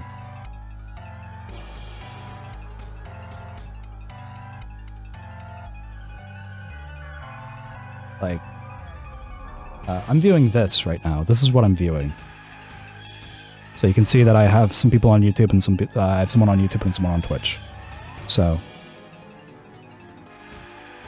just so that everyone's aware, I don't like putting chat on stream. No, I do have voices in my head. I'm completely out of my mind, but for an entirely different reason. That's a joke. I'm making a joke. The only reason I don't have chat up on stream is because I don't like when streams are super cluttered with that kind of thing. I want, like, full focus on the game. I'm okay with, like, commentary and shit, but I just really would rather prefer the game be the focus on visuals. That's my own personal opinion. Super cluttered streams just kind of turn me off. That's part of the reason I don't really like VTubers a whole lot, is because usually they just have shit all over the screen, and I'm not really there for the person whenever I watch a Twitch stream. I'm usually there for the game. I'm not really that... I don't watch a whole lot of streams. I do stream, but I don't really watch a whole lot, so I don't really know the whole etiquette of it. I think I watch like 2 streamers total. And like one of them is a game dev, and the other is just a guy that I've been following for most of my adulthood. Oh yeah. Oh, goddamn. Yes, I'm holding R. Yes, it's embarrassing. I feel really bad. Thank you. What was I talking about before? You guys distracted me. But yeah, funnily enough, about this stream, initially I just made the promise that I would play through the game on stream. I didn't say anything about it being in one sitting, but then because, like, it had been about a few months, and speculation was going crazy about it, because that fucking bird guy on Twitter was kind of leaking shit. I was like, okay, you know what? Fuck it, raise the stakes. If there is a Paper Mario remake announced, I'll stream the entire game in one sitting. Fuck it, why not? It'll never happen. I'm confident enough it'll never happen, and now I'm here. You know? I learned my lesson. I'm never making a bet like this ever again. But at the same time, maybe. I might in the future because I'm kind of not bright. Oh, fuck, you know what? Guys, please make fun of me right now because I've just been doing the default attacks. I have not fucking enabled anything. Oh, man. I feel like a right mook now. I'm sorry, everybody. It's okay now, though. I remembered. Oh, how's everyone's day going so far? Oh yeah, I like a couple of VTubers, but I'm not a super fan of the standard VTuber setup of model taking up half the space and chat underneath and then the game and tiny displays. Yeah, that's the Twitch setup that pisses me off the most, because it's like, there's so much tedious bullshit all over the screen. And then, like, they also have, like, background music playing, they have the game audio, they have their voice, and they also have, like, a video. Like, I don't know when Twitch stopped being about video games, but I'm really not a fan of it. Especially because, like, every time I go on Twitch's homepage on PC, there was always at least one person. There's always one woman who's fucking half naked on their Twitch stream, and their Twitch stream title is. I legitimately saw a Twitch stream title that unironically said, "Big fat milkers hanging out of tiny bikini," and I was like, "How is that fucking Twitch appropriate? How does that not violate community guidelines?" So I reported that, as I think I was in my right to, and Twitch fucking agreed with me. They were like, "Yeah, no, we've forwarded a report about it to the guy, because that's like a weird fucking title. We agree with you." And I'm like, "What the fuck?" So that's kind of like why I decided to like be like, okay, you know what? I'll stream it to YouTube as well. Yeah, and yeah, no, homepage on YouTube, homepage unsigned out on YouTube is the most garbage thing I've seen in my life. Holy shit, it's the most lifeless content I've ever seen. Like, here, let me just really quickly, like, check this shit out. Like, what the fuck is it? Fails of the week, Mr. Beast, news, what garbage? It's all fucking garbage. Who cares about any of this? Where's like the actual interesting stuff? You know? Like, what the fuck? You know?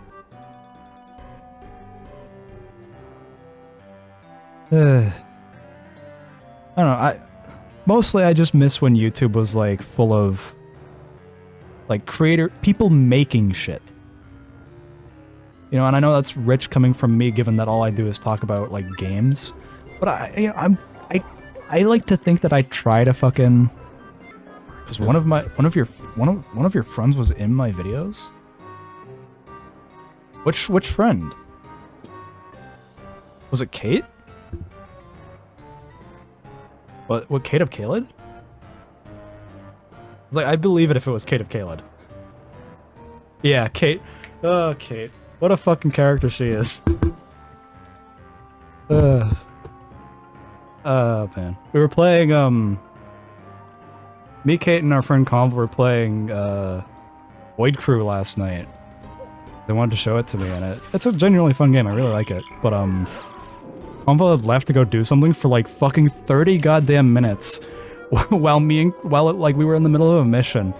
And for those that don't know, Void Crew is essentially just this like spaceship management game where you go on missions and hunt shit and manage your own spaceship. Like Sea of Thieves, essentially, is how they described it to me.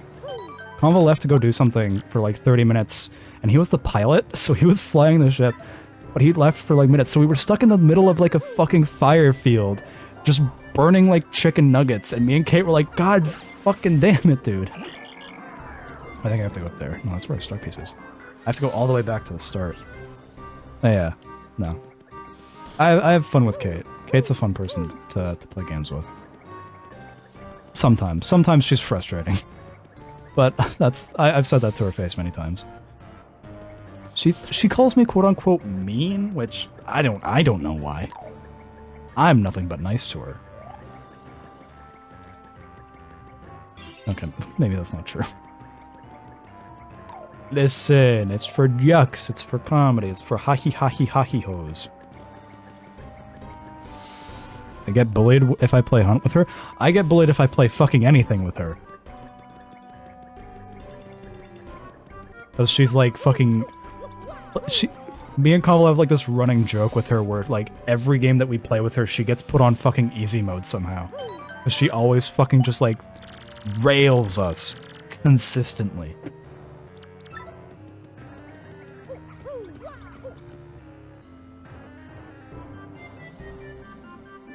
She also told me to call you an L, an I? Oh. Hold on. Oh, Kate messaged me, what a surprise. Kate messaged me about you being in chat, Spicy Dentures. I should see if, well, maybe. Maybe. If Kate's watching this, Kate, you should call me so that you can be on stream. Just a little bit, maybe. I can, like, make fun of you and be mean.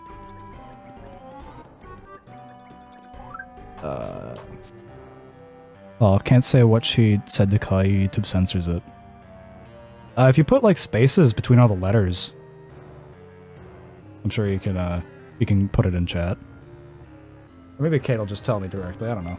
Kate's not very shy about calling me a loser. All right, let's save really quickly.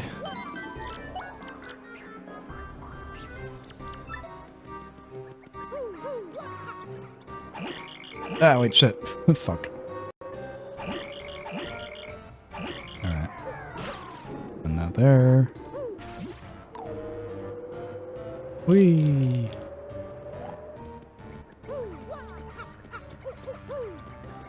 Alright. Let's skedaddle, gang!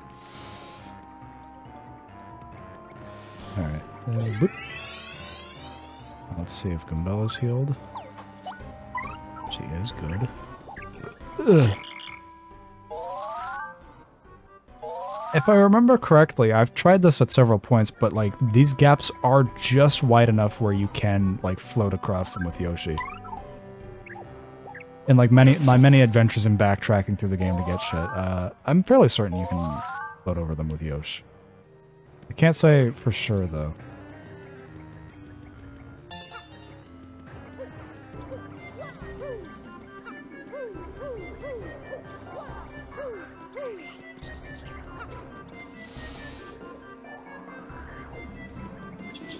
Alright, bop. Oh yeah. It's fun. I like recording BreadPlays. BreadPlays is a fun little side project that I work on, that I do. Great way to just like play games with friends and like just archive our funny moments. Kate and Con will never really pick up on a lot of the shit that I say in the videos. So what winds up happening is like they'll occasionally rewatch stuff, or I'll reference something that like they said in a BreadPlays series or a video, and they'll go and watch it and they'll like watch through the entire thing and like hear some of the shit that I say that they didn't hear the first time around, and they'll be like, "When did you say that?" And I'm like, "Then, clearly." You know? I don't know. A lot of people don't really listen to me, so...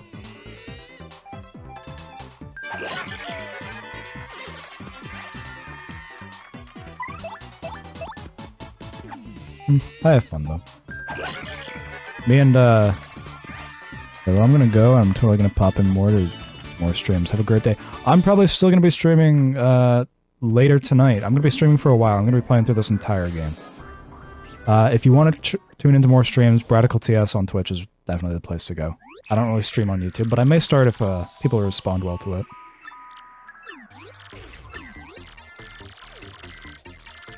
Ah, Miss Mouse. Fun character. Oh yeah. I'll see you around, Spicy Dentures. Hopefully I'll see you in more stuff.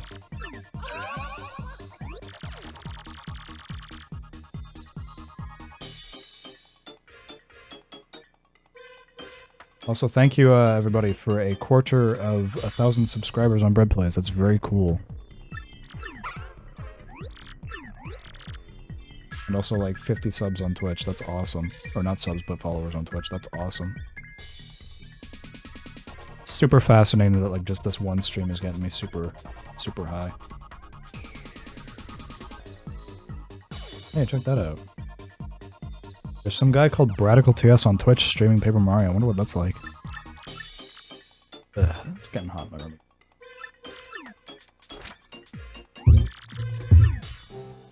Dun dun dun dun dun dun dun dun dun dun dun. Castle key. It sure is because from what I'm aware of, Paper Mario started off as Mario RPG 2. And then evolved into Paper Mario as like a translation attempt or something like that, or maybe. I could be wrong about that. I'm probably wrong about that, actually. I know it did start off as Mario RPG 2, though. Just out of curiosity, has like anyone else noticed that Nintendo doesn't really use sequels like 2 anymore? Like they don't have like Zelda 2 or fucking like, aside from like the Splatoon series, I guess. Like, for their main franchises like Mario and Zelda, they kind of dropped the whole numbered suffix They just do, like, a new subtitle to the game now. Like Zelda Breath of the Wild, Zelda Tears of the Kingdom, Mario Odyssey, Mario RPG, Mario Bros. Wonder. Also, I want to talk about this for a little bit. I've seen on Twitter, since Mario Wonder's announcement, that everyone's trying to speculate what it's like a spiritual sequel to.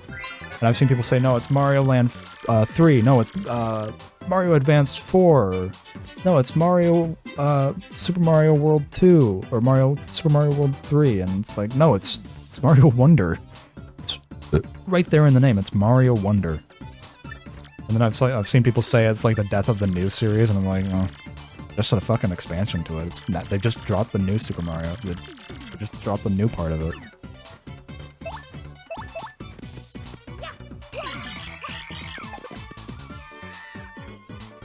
God, fuck.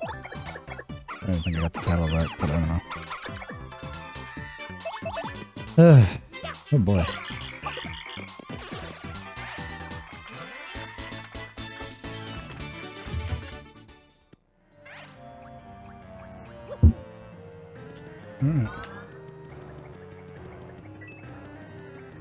And do you guys would you guys call it flower points or flower power? So I always call it flower points. But I think it's actually officially called flower points. Yeah, it's flower points. And heart points, and badge points. All points. Points in the right direction, I say.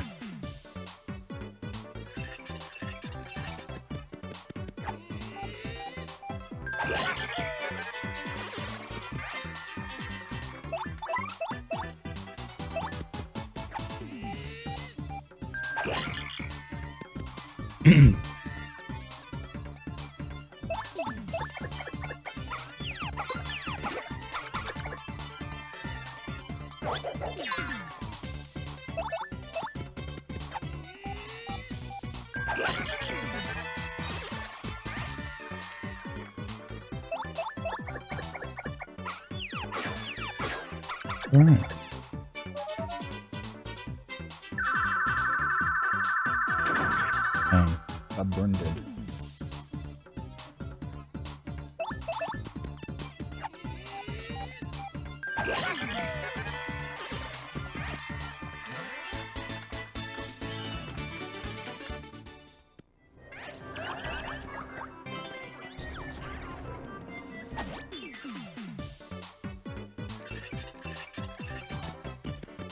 Ugh.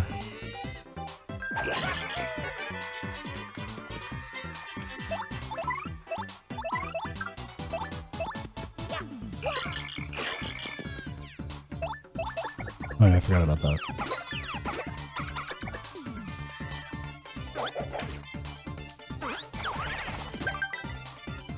I remember there's an enemy, I think it's the piranhas, or not the piranhas, the pokies, that if you parry their some of their, like, the attack where they throw their, like, pieces at you, you can actually ricochet them back at them.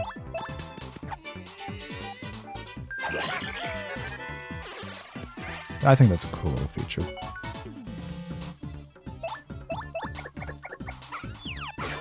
Right.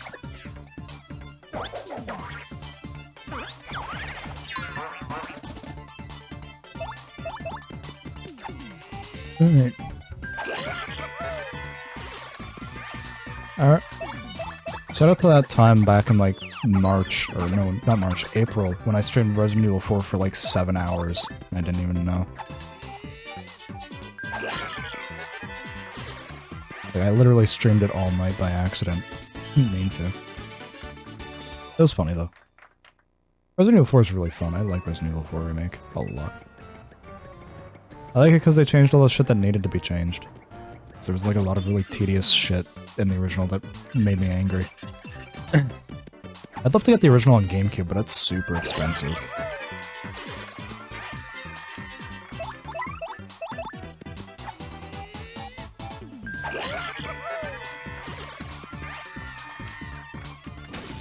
Oh no!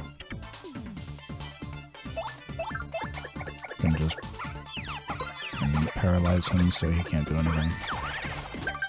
You fucked idiot.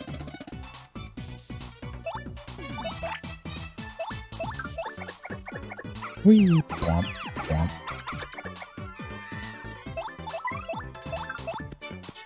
Yeah. Womp, womp. Get fucked, idiot. I kind of wish Nintendo would make another controller akin to the GameCube, but make it have, like, interesting face buttons again. A large part of, like, why I don't like the Switch is because of the face button. They really peaked at the GameCube controller. The GameCube controller is fantastic. All of the face buttons are unique, so you remember them a lot more easily, and the triggers feel good, and the joystick feels good. The D-pad feels good.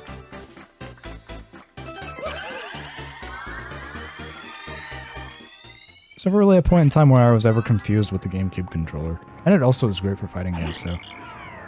Like, I genuinely don't use any other controller for fighting games if I have to. I don't have to.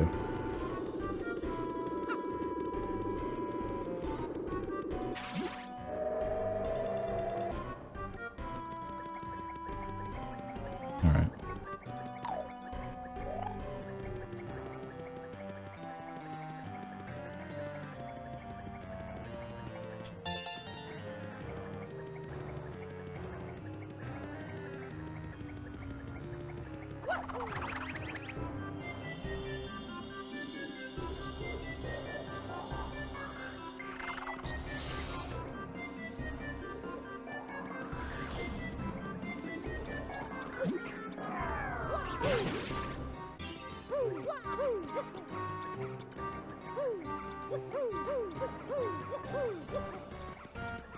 I'll go get that badge later.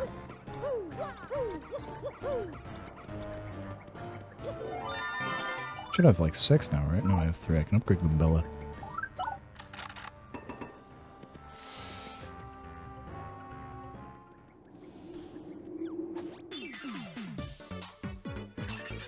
We're almost done chapter 1, guys.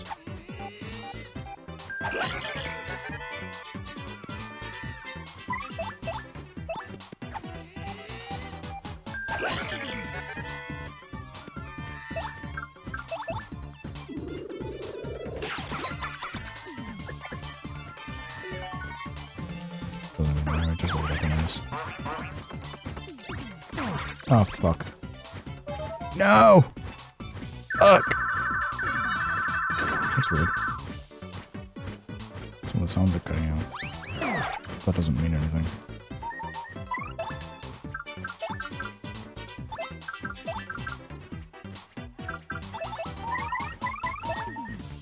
Aha! Get fucked, idiots. I can use it right back at you. Fuck you.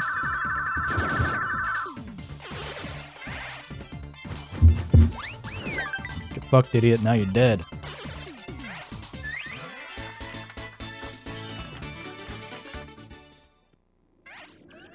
I guarantee you that when the remake comes out, I'm gonna play it like day 1 on Bread Plays. So, you know, be excited for that.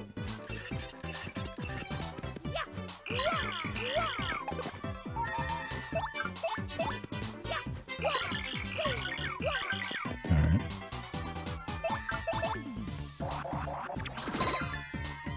Check them shits out.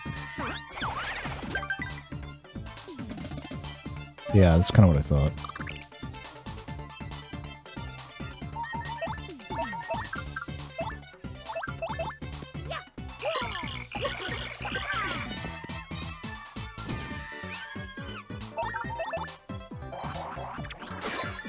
Yeah.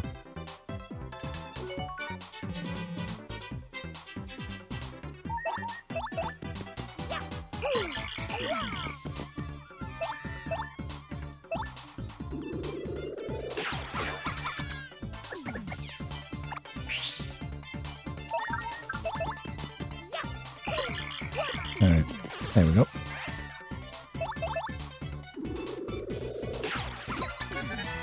Nice. Check that shit out.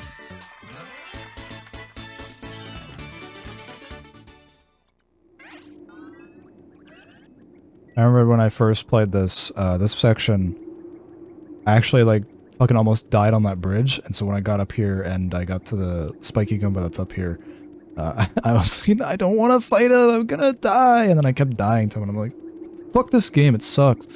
And And I finally, like, just restarted my game entirely. Like, I started a new playthrough and I did much better.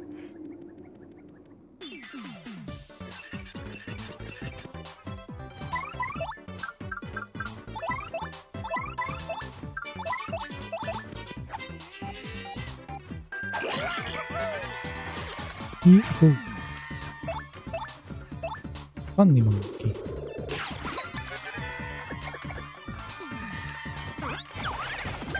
Get fucked, they died.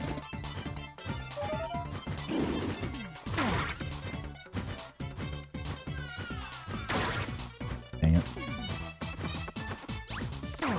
God fucking damn it, leave him alone! Oh, I mean, live stream. We're doing the correct shell though. Let's see. Yeah, get fucked. Damn it. That'd be a great creepypasta, the spiky Goomba. The spiky Goomba came up and he glared at me with his realistic eyes. It was so scary that I almost peed out my pantaloons. I cried loudly as the spiky Goomba, he screamed a blood-curdling scream. I turned the game off, but he was there in reality. He screamed, for I do not know. Is he a spiky Goomba? Or is the spiky Goomba the Endzors? I miss old creepypastas, man. I kind of miss when they were weird and shitty. There was a certain kind of like broad appeal to creepypastas for a while. Man, now you got me nostalgic and shit. I used to watch a shit ton of like creepypasta readings, and notably a series called Bad Creepypasta by Michael Loire. That was super fun. Man, I miss old YouTube so much. I think the thing that makes me sad most is that Bad Creepypasta like officially ended a few months back. Because they just got tired of it. They were running out of shit, right? And I'm just like, oh, I get it, but also that's, you know, a piece of my childhood. It was just three British guys who would riff off creepypastas all the time. It was fun. They were good at it. But good things can't last forever.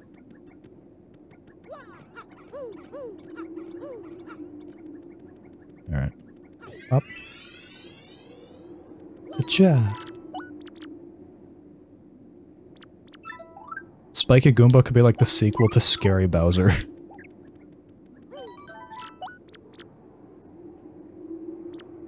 Spiky Goomba, the Paper Mario RPG. Alright, everybody. It's boss fight time.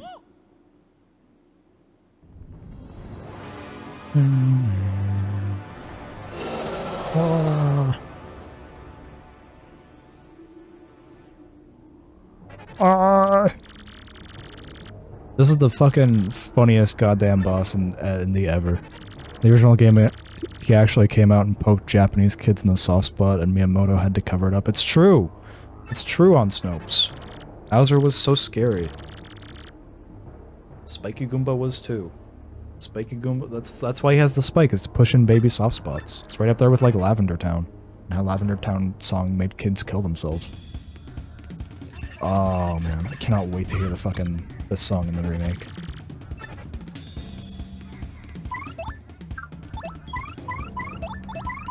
Alright. Actually, I think if you're fucking lucky, you can actually like power bounce your way through this entire fucking attack. This entire battle. I think Hooktail only has like, yeah, 20 HP. Oh, bastard. Pop. That awful sound.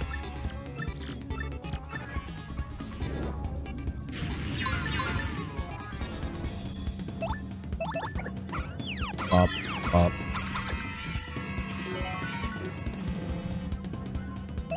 See, I found like there's you can time it almost. If you want like good mushrooms, you usually wait like 5 seconds, but you want the poison shroom, you usually do it immediately.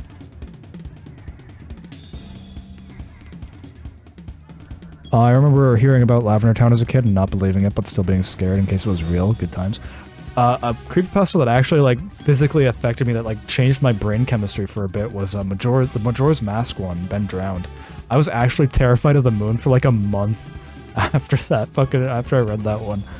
It's like I never knew about Majora's Mask until I found that story, and I didn't know that the moon had a face in Majora's Mask. So the fucking concept of the moon having a face that would look at me fucking scared the shit out of me. Because when I was a child, my bed was underneath my window, so I could see out right at the moon whenever I went to bed, and I got so fucking scared shitless.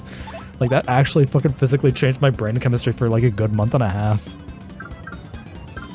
Oh man, great times, fantastic times. I miss being a kid. Back when all I really had to worry about was the moon having a face. Ooh, poor Dumby.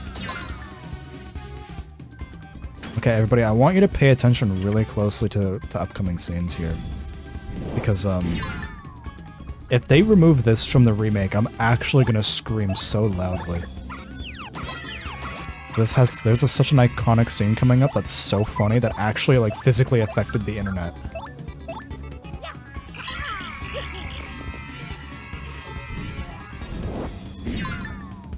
That I swear to God, like, fucking changed the brain chemistry of some kids. Genuinely, unironically.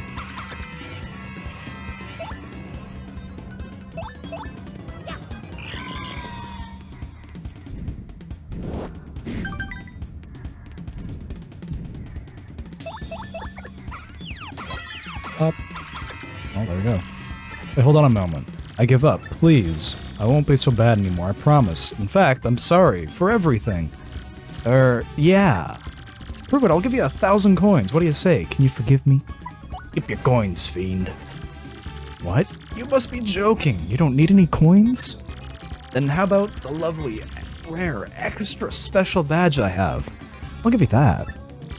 It's one of a kind, and it's yours for a limited time only. Won't you take it? Keep it, you cad. Really?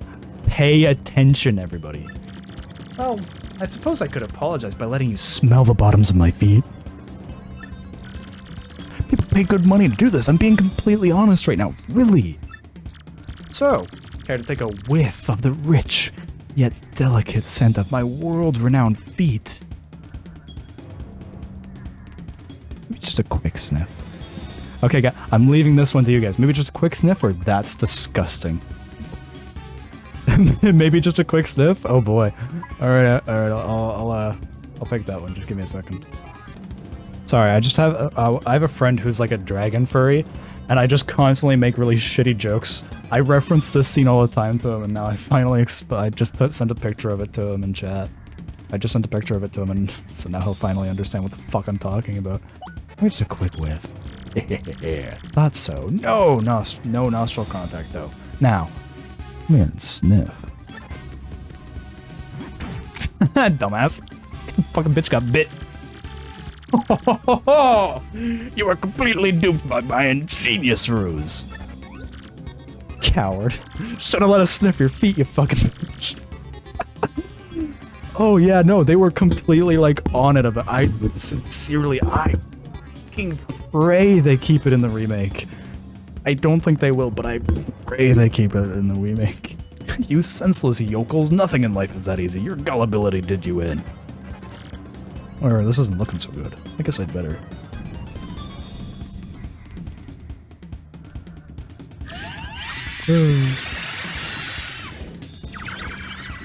Man. I mean, it doesn't help that there's also like vague references to like Vor as well. This game is fucking weird. It's so weird. It's fun though, it's great.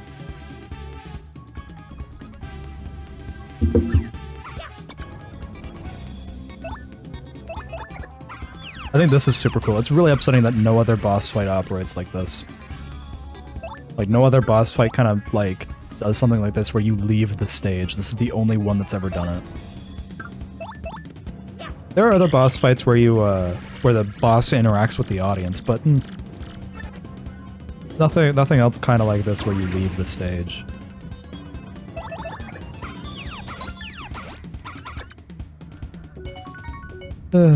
This game is a fucking riot, though.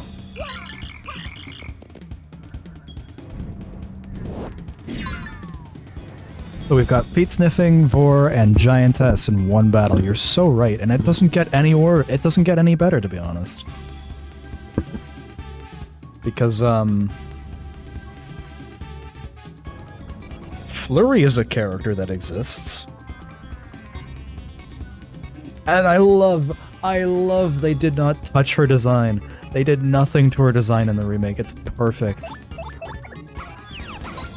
They kept her. Her titties are out for full fucking display. It's awesome. It's hilarious. This game is, it's... Even if we do get, like, a return to form for the Paper Mario series, we're never getting another game quite like this. It was such a fucking product of its time.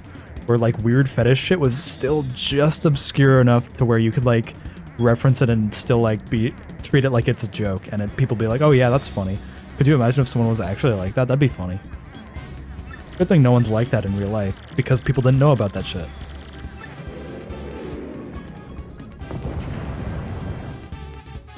Oh, man.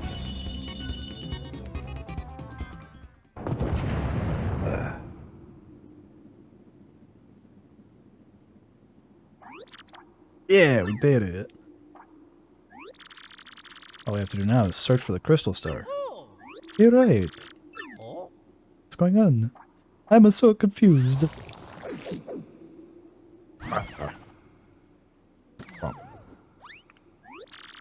Yeah. Whoa. Papa. ID. Oh man, I like this song.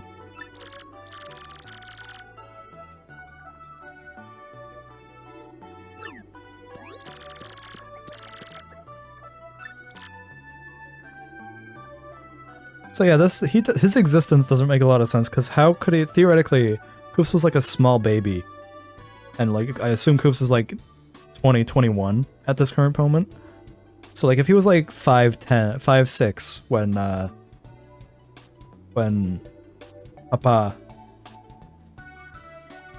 Papa left, when Papa went to go fight Hooktail, like, he's been just sitting in Hooktail's tum-tum for like the last couple of 100 years and never thought to like try and, you know, dig his way out. Either the way he came in or the, you know, only other option. It's weird.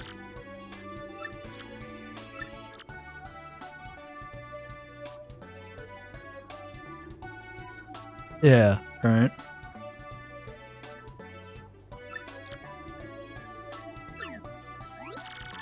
I don't know, this game doesn't make a lot of sense, but goddamn is it fucking weird. I don't know if Nintendo themselves would do anything like that again, but luckily we have the Mario plus Rabbids franchise and the French to keep the tradition going. You're so right, the French are weird. But hey, the French gave us Rayman, and I love Rayman. So maybe the French aren't that bad most of the time.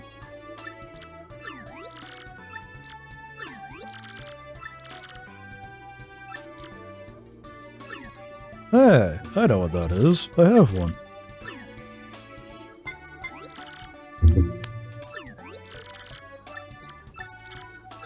I like how... The thing I like most about this game is how every single boss, aside from like Lord Crump and Gratis, are like... Oh, fuck, you wanted the Crystal Star? Well, go ahead, take it. I got more than enough of shit that on my own. Fuck it, I don't... It's one gem, who the fuck cares? You know, it's great. Every single fucking boss fight aside from Gratis and Crump are just like, oh, you want this? Go ahead, I guess? I don't really need it. I'm not using it, you can. Like, it's great because it, like, that theoretically means that Mario could have just been like, hey, do you have a Crystal Star / can I borrow it for a bit? And they'd be like, yeah, sure, why not? I'm not using it.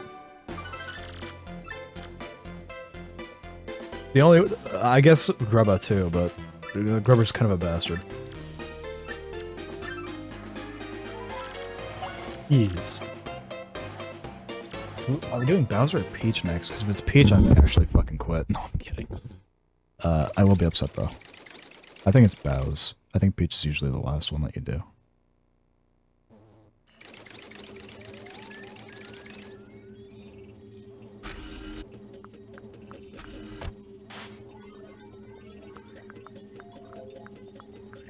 Although, to go back to, like, Nintendo kind of touching on like weird topics. They did Intelligent Systems did make a really like offhand comment about an evil artist making really good art, and I'm just like, I wonder what that could possibly be a reference to. Let's see if I can actually like pull it up on stream here. Give me just 1 second.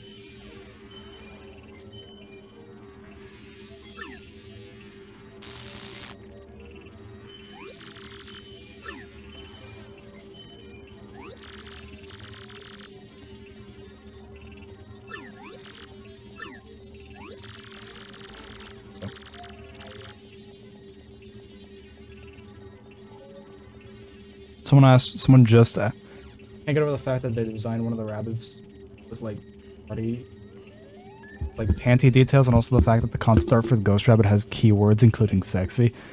Really? That's fucking insane. So, the context of the thing is that in Origami King you fight Legion of Stationery, and one of them is just a bunch of colored pencils. Point of contention with the Paper Mario audience. I thought it was a fun idea. I think it's actually a really fun idea. But, yeah, he makes a lot of really funny comments that I actually really enjoy. I don't want to kind of spoil them in case I do ever talk about Origami King and do a playthrough of it on stream. But, yeah, one of the, oh shit, wait, maybe. I mean, it's already there. One of the things that he said, one of the things that, your partner in the game, Olivia, says is, you know, after you defeat him and all his art goes away, because, you know, colored pencils, what happens is that, she says, this, which is, a very curious little reference to a certain little German dictator. Which is just completely fucking out of pocket for Nintendo to reference in a fucking kid's video game. Like there's no other possible way that you could interpret that other than like a reference to the funny little German man who killed 6 million. Cause you know, he had some pretty decent art. But also he was like one of the world's worst dictators. So yeah, it's kind of a real doozy to think about, Olivia. Thank you. Funnily enough, Colored Pencils also makes like a funny remark where it's like, oh, you were better as a side-scroller, man, which is just a funny little nod. I'm like so certain it's a funny little nod to Sonic fans, where it's like, oh no, the 2D Sonics were better than the 3D ones, and it's like, oh, I get it. You're taking a little dig at Sonic. That's the first, like, actual Sonic dig that Nintendo's ever made, ever.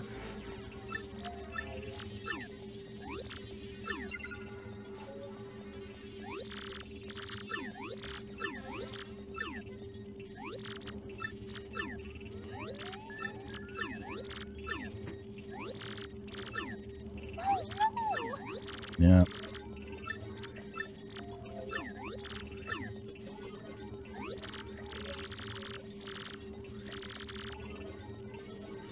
I should have probably prepared better for this stream, but to be fair, how am I supposed to know what I'm going to talk about in it, right? So. But, yeah. Fortunately, I did have screenshots of it on my Switch when I last played it, so. Like how Crump was just standing there, just like, yeah, day in the life of me. Yep, Boggly Woods. Let's go. I wonder if sending Lord Crump there alone is wise. He's a bit out there. Exnon, I summon you. You rang, dude? I mean, sir, you rang, sir, gratis, like, dude? Gratis, sir? Shut up. Go get the Shadow Sirens over here. Shadow Sirens, sir? But they scare me. I don't care how you plan to end that sentence, fool. Go get them, now. Gotcha. The Honorable Grotus has need of us, that we will arrive without delay. What? There she is! Transgender! Wee, pray tell, did the princess tell you where the map is? Still your tongue, Beldum. You would have already have it if you'd snatched her earlier. Didn't know Sonic fans preferred side-scrollers. I feel like I mostly see them loving the 3D games. There is a notable sect of the community of Sonic fans where it's like, no, the side-scrollers are better. 3D Sonic sucks. Mostly people that follow Game Grumps. That's besides the point. OMG, she's so me. It's true. I actually drew my friend Kate as her. As like just a warm-up thing. It wasn't my fault. Truly, there were too many prying eyes there. Too many. Besides, a strange old man showed up at the moment of truth, so we had to retreat. Which, oh my god, I never fucking actually paid attention to that line. The fucking strange old man that she's referring to is Old Wonky, which we can actually hear his side of the story later on in the game. That's insane. Why worry? All we need to know now is find this Mario and steal the map, yes? Indeed, that is your duty. Must I remind you that map is vital to the external plan. I will have my men prepare all available information on this Mario. Now hear me, Beldum. You Shadow Syrians must take care of this troublemaker. Fear not, sire. I, Beldum, shall return with what you seek. Let's go, my lovelies. Marilyn, Vivian, come. We've got a job to do. Buh. Gay.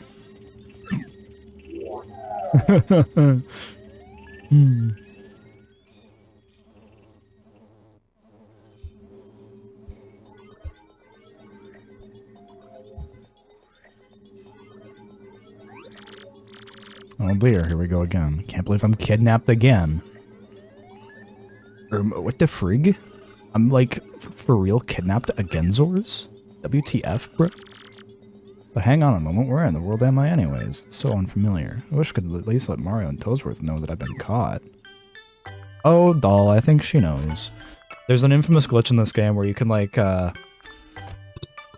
you can get like a temp partner later on in the game called Flavio. And you can actually glitch him through a series of events by, to keep him as like a permanent follower. And he actually follows Peach into the bathtub, and like the common joke is, oh, Flavio's watching Peach shower. What a pervert.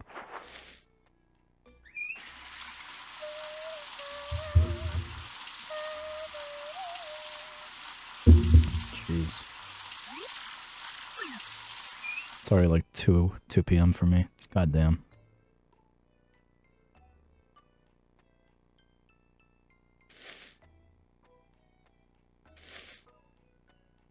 On the note of Sonic, though, can I just say, controversial opinion, the only good part of Sonic Adventure 2 is the first level and nothing else. City Escape is the only good thing about Sonic Adventure 2, and everything else fucking sucks actual cock and balls.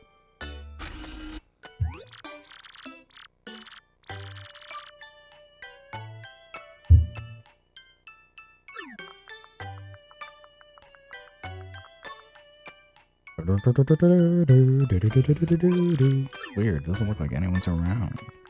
How convenient. It'd be a shame if we came here later in the game and this level was swarming with enemies.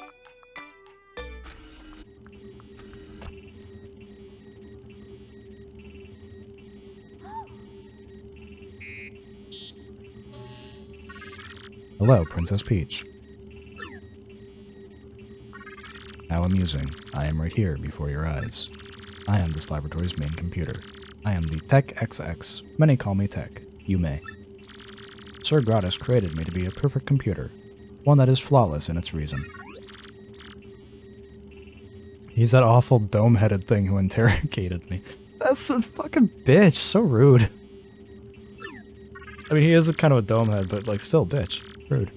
Sir Gratis is not awful. He is a very great person. He is marvelous. I don't think so. But I doubt I'll change your mind, so I'm wondering, why did you lead me in here?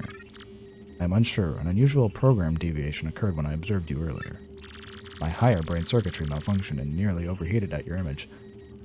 The fucking, like, they programmed this thing to be like, if you see a hot woman, you get fucking horny as shit, dude.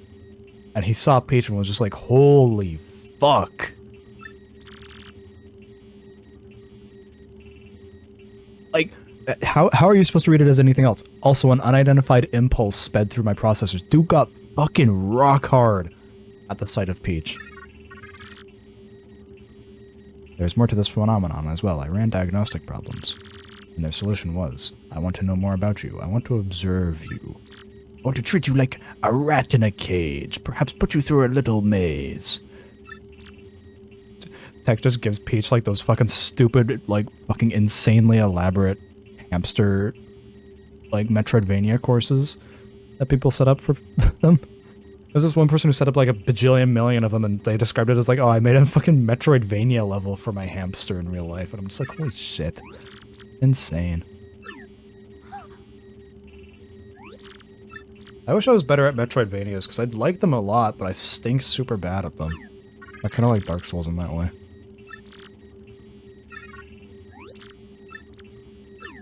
It's just too weird. It's too weird to say a robot's horny. I'm the world's best computer. I am perfect. It's possible that while you're in love with me... Love. What is love? I cannot compute this. You don't know what love is? You fucking stupid. Love. How do I explain? Blah, blah, blah, blah. Something that I don't get. Lol. And most people who are online don't get. There are no women online.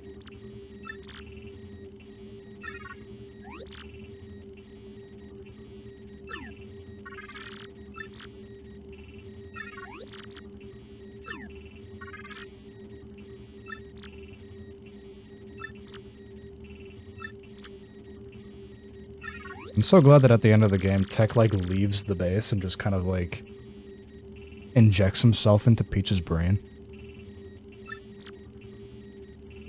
That was a really cool twist that they did.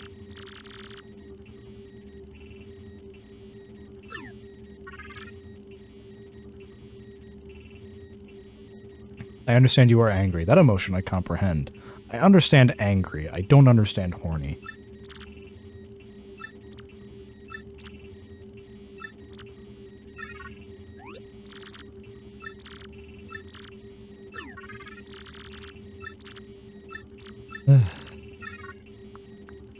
This is kind of the reason as to why I don't really care for the Peach segments. It's a lot of talking about shit that I don't care about.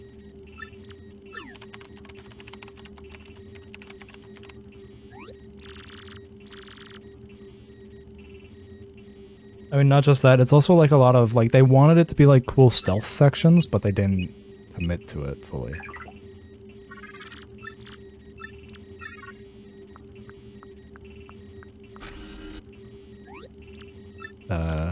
Okay then. Bye. See you, bitch.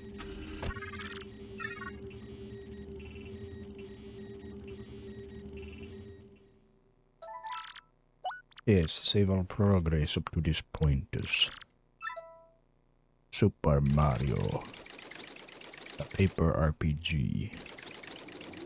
I fucking love this background, it's so cool. Da da da da dun dun dun ba ba da ba dum.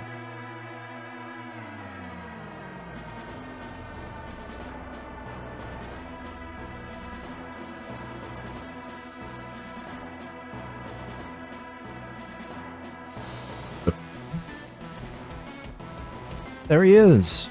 Tabows. Bowser, the mighty Koopa King has arrived. Hold your applause, minions. Now that I'm here, Cammy, you crusty old bitch, why'd you summon me? Sir, she's not even here yet.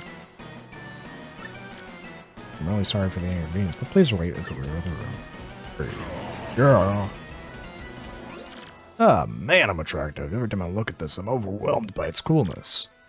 When I take over the world, I'm gonna stick these statues all over the place. Yeah. I think, because of this, like, this is why I was so for Jack Black as Bowser, because he is so fucking... In this game, he is so much characterized like Jack Black. It's insane. Boy, do I even have a less handsome side? Any way you look at this, it's perfect. When the world is mine, these statues are gonna be mandatory in all households. Whoa, what a profile. Although this thing could use a good dusting. Huh, looks like his eye's a little loose. Incredible, the statue's eye is a jewel. I got the Bowser jewel. Just kidding. Hail Lord Bowser. Lord Bowser, please, if it's not too much trouble, head to the rear of the hall. Fuck yourself, brr. Lord Bowser, I've been training day and night to help you conquer the world. Should time come, I shall be ready. Order me as you please, your surliness. Super. In that case, I already do some sit-ups, Tubby. What a fucking asshole. Well, the other day, I saw Lord Bowser gazing longingly at a photo of Princess Peach. You may want to put a cork in it, man. Oh, I tell you, the look on his face when he was mooning over that thing. Huh? Yeah, Lord Bowser. Well, I'm dying to hear the rest of your hilarious story, Mr. Comedian. Do share. What's this guy say? Please, your ghastliness, I have to ask you to wait at the rear of the room. Alright, fine. Just don't want to speak fucking dickhead to me. Rawr.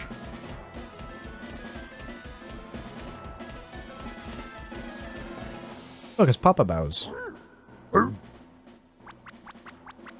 Look, it's that fucking wench, Cammy Koopa. Ah, Lord Bowser. It was weird that I thought like Cammy and Kamek were supposed to be the same person. But no, they're different. They're distinctly different. They have different characterizations. You are Cammy Koopa. Now out with it. Why have you come here? Do you want eggs? Or toast? Am I Mario's babysitter? I don't care what he's doing.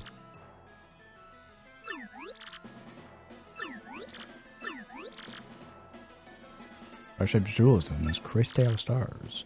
Researching just what they are, there is no question of their high value. Crystal stars, you say? They sound like good world-conquering tools. I want them. Yes, very good. Continue researching for me, brainy hag you. Yes, sir. By the way, Lord Bowser, do you like fried eggs? I hate them. I almost threw up just now. I can't stand fried eggs, but why do you ask? Well, during my Mario recon, I stopped in a lovely place called Peto Meadows. I was planning on taking everyone there for a picnic, have some eggs and toast.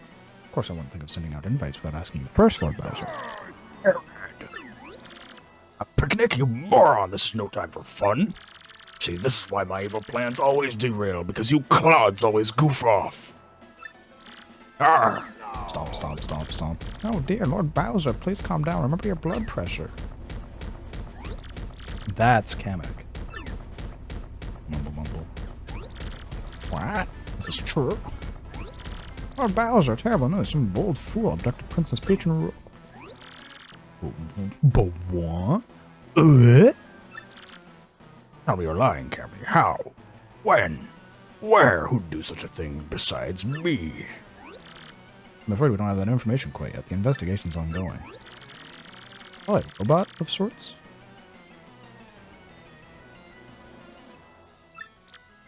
Hold on, stand for this. I'm going to report now. I've got to kidnap her back. Look out of my way. I like Bowser's little side story more than Peach's. I think it's more interesting. It's more fun. Probably because there's actual, like, gameplay for most of it. But, well, you know, we'll get to it. Your grunginess. Please wait up. Something else I like is how everyone basically is just, like, insulting Bowser by calling him, like, fat and mean and evil.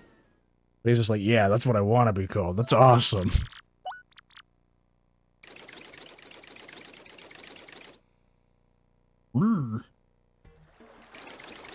Alright.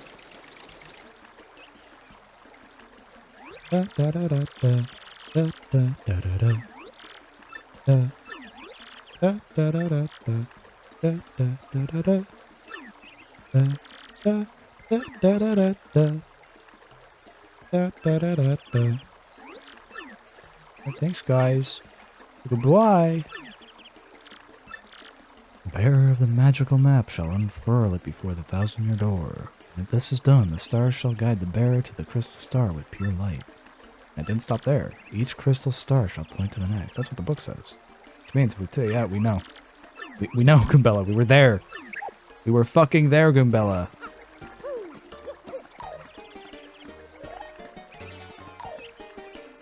Ah! I'm fucking mad now. Oh, that was weird. Why am I experiencing so many weird bugs in this playthrough? I've never experienced bugs in any of my playthroughs before, but now that I'm like streaming it, I'm just getting bug after bug after bug. Alright, everybody. I'm gonna take a real quick break. Probably about a minute to 5 minutes, probably. And we'll be back with Chapter 2 real soon. Alright. Back to business. Go put some shit in item storage. And in the meantime...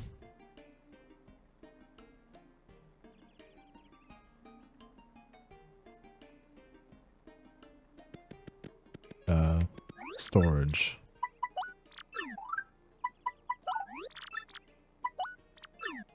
Then I can just kind of sell everything else.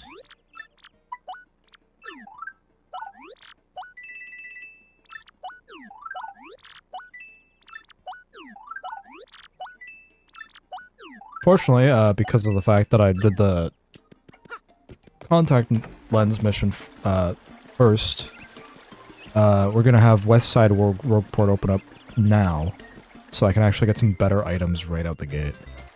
Which is pretty, actually, that's actually super good. I really like that. Look guys, it's DS, or actually it's a Game Boy Advance SP. White Edition.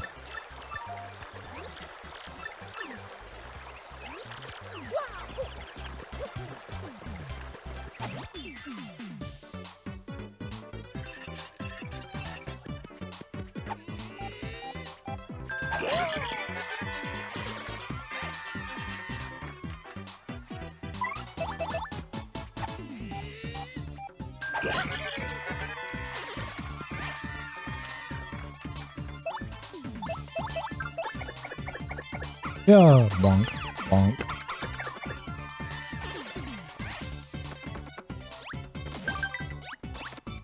Ass idiot. Breath, stupid fucking bitch.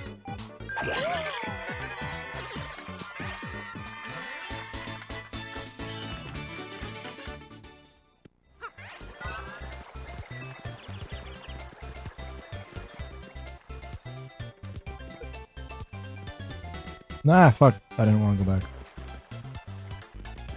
I wanted to go here.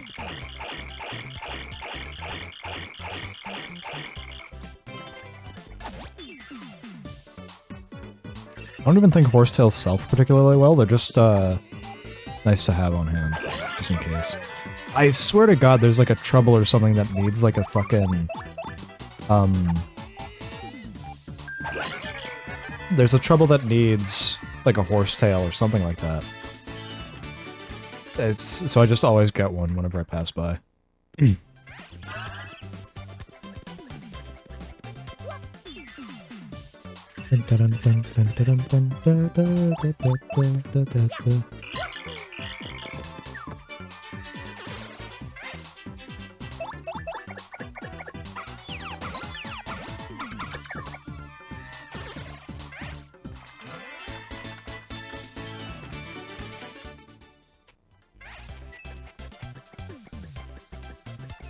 I really cannot wait until I get first strike.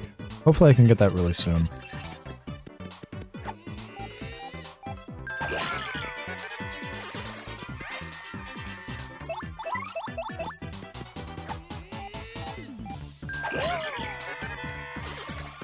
That's crazy.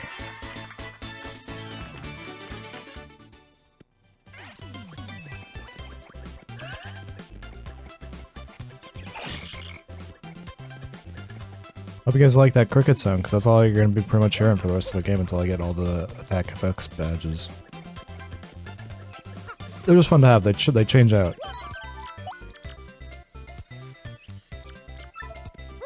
Unfortunately, Hooktail's the only fucking boss that ever actually has anything done with that. None of the other attack effects badges do anything. Even then, after that, they don't do anything. I kind of wish they had, like, stuck with that more. Like, gave at least some other enemies. Like, if you have attack effects badge... Y or whatever, the one that makes it sound like Bowser's scream. If you have that, then like at least make it so that like the enemy gets scared. Or not scared, but like rightful or something. I don't know, make those inflict status or something. Just do something interesting to them.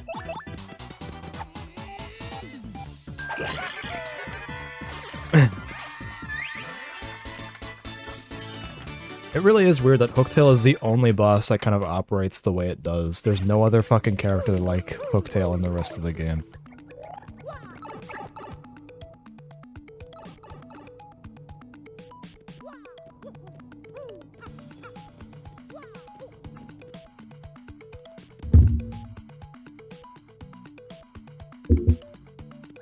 Hello.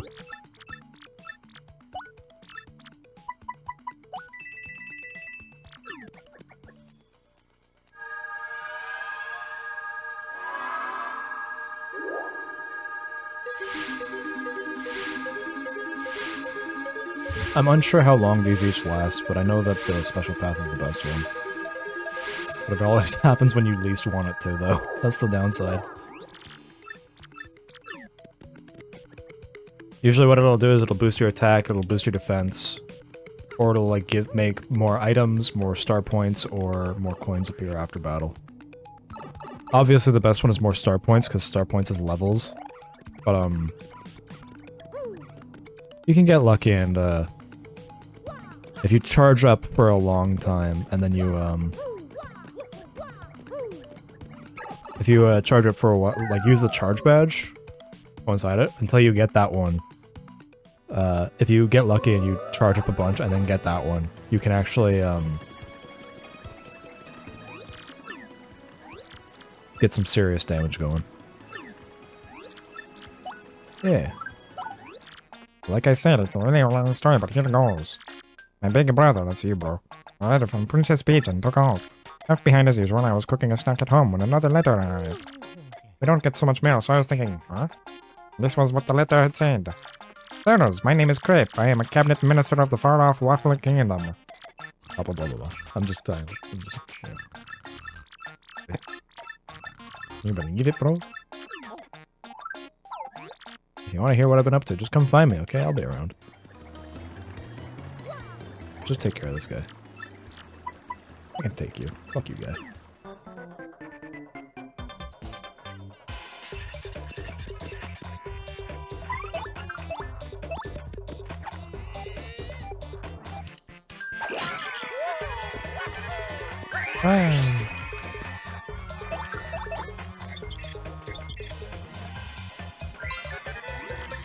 That's Gus. He's a bastard.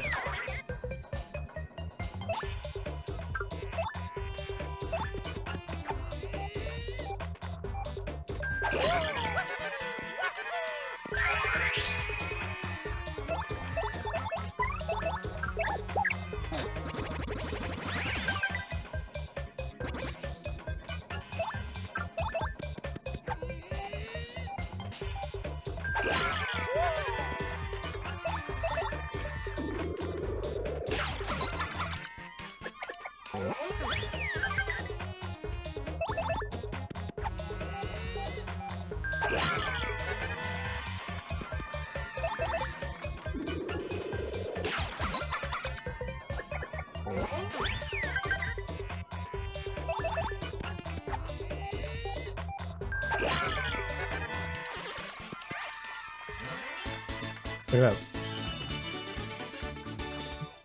Basically a free level. But you dumb video game heroes always pull this stuff. It's ridiculous. You think violence solves everything, don't you, huh? Don't you? Oh, he seems like a fucking insane man. Then you can go back here. After chapter 2, we'll come back here and we can talk to this guy. Get that. Hey guy. We want chump. This is where I live. Unless you guys see me for some, you need to leave. Alright, Ishmael. Actually, I think his name is Ish Snail.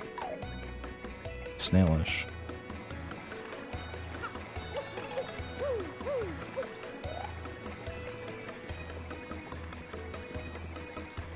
Oh, god damn it.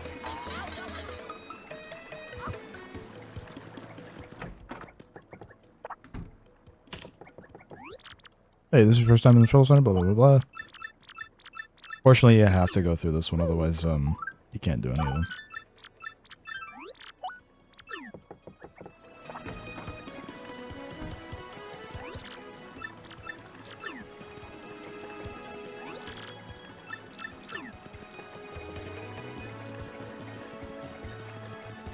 The thing I don't like about this game comparatively to Paper Mario 64 is that Paper Mario 64 gives you a faster movement option pretty much right out the gate with the spin dash badge. This one you have to wait until Chapter 3 before you get any faster movement. It's super unfortunate.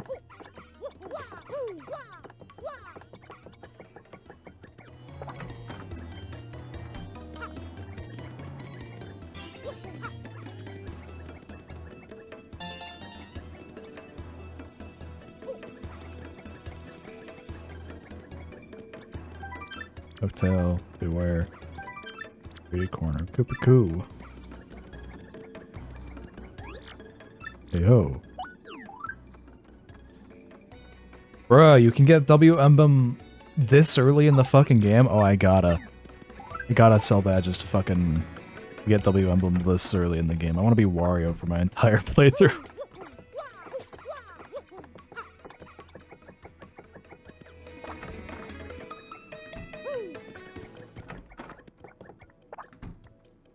Hey, check it out, it's mouses.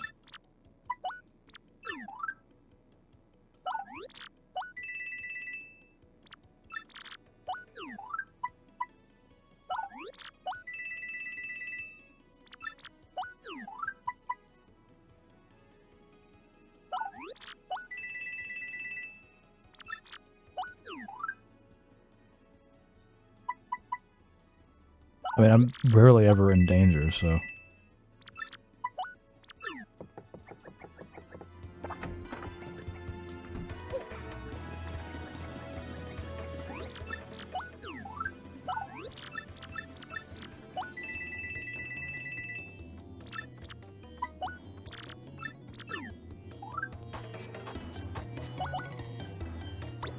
I wonder if the Switch is gonna, like, freeze like that when, equipping the W and L emblem as well.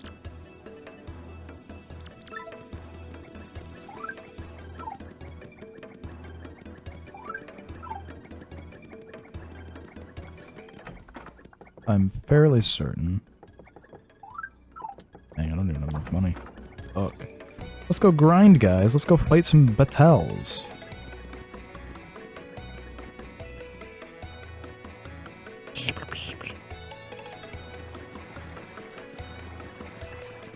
While I'm here, just doing tedious shit.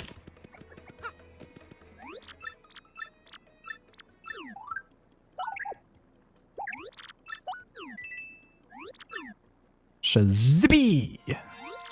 Shazubi!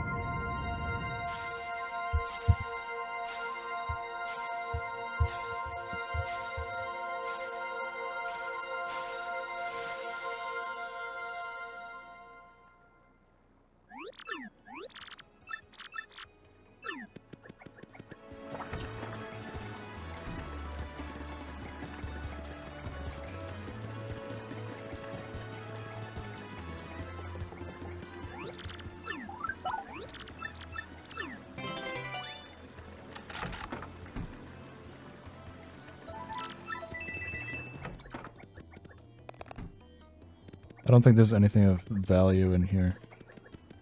This is just a room.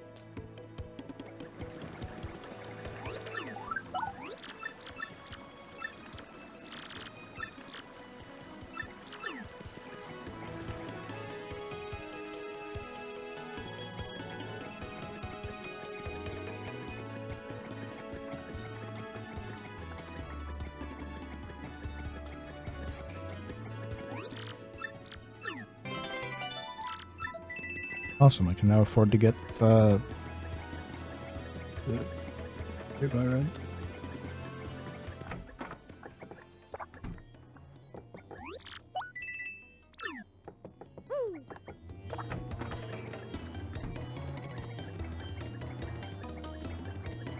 Hey, bitch. There you go. Yeah, just warp through us, that's fine. And I'm never gonna see her again. That's not true, I think there's a trouble that needs her. Alright. Gambling time! Tell me more.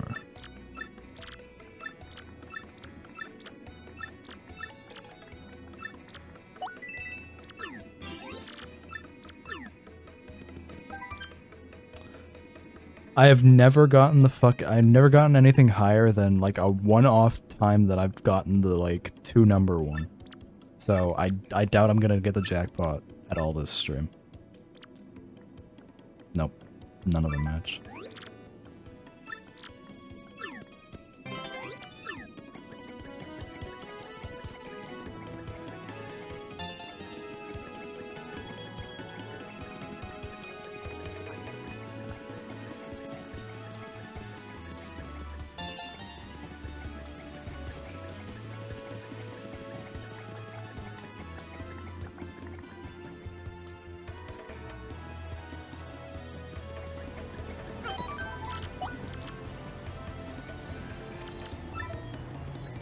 There's like a super well-known glitch that's super easy to pull off.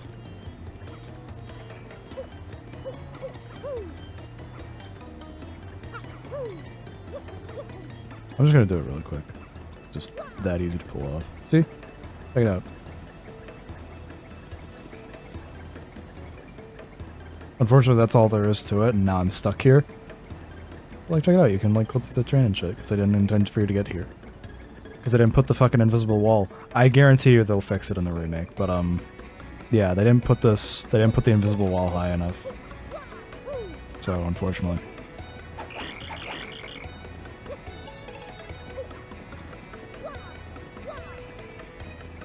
So, now I have to restart my Gamecube.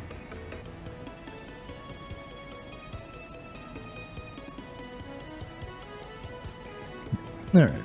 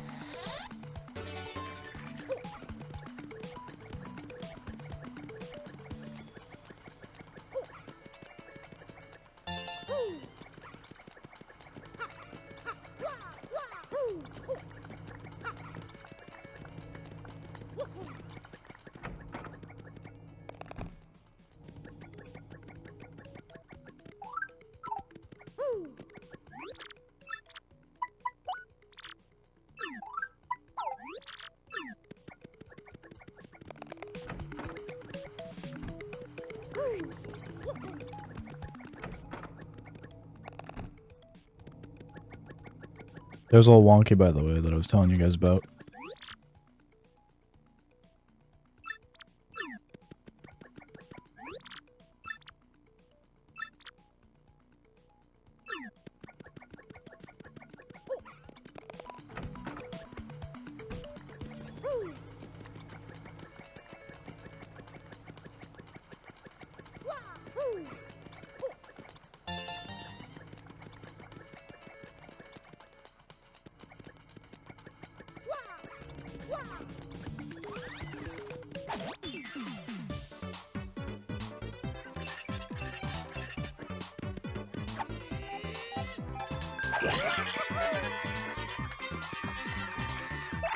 Wasn't I doing a mission?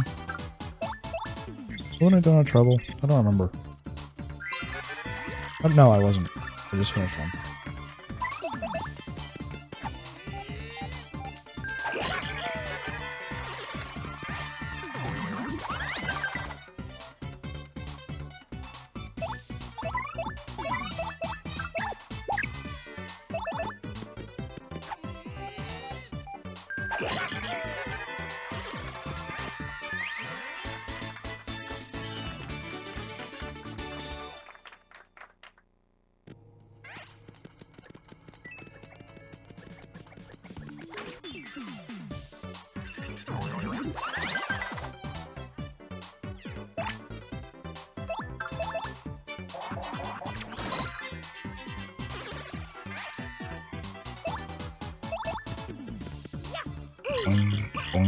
Apparently in the game files there's like a special spinya called that's supposed to just make it look like a burger.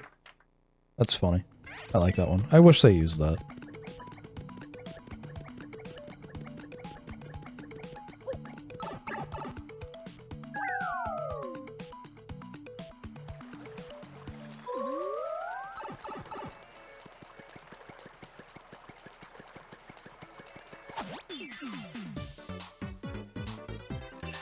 Oh, someone's playing a game on my friends list on Steam. It's probably Asher and Dayton playing Space Engineers again.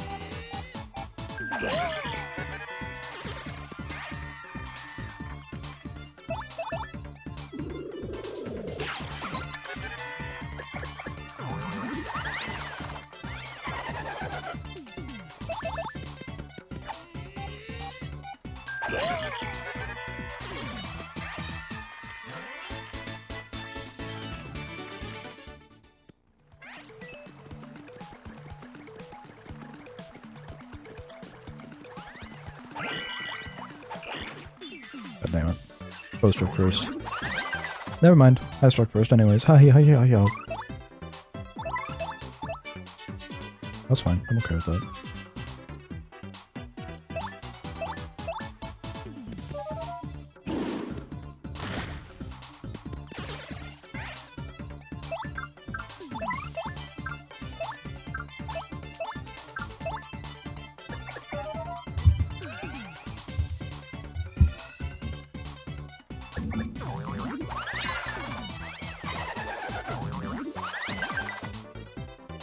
Alright, well, I guess this is just how I'm gonna do it.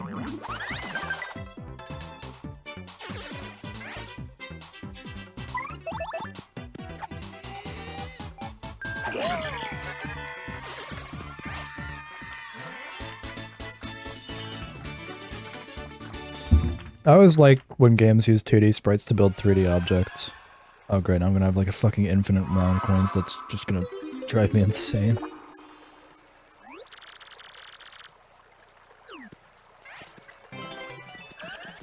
Never mind, I guess. That was the exact amount that I should have gotten from just playing the game.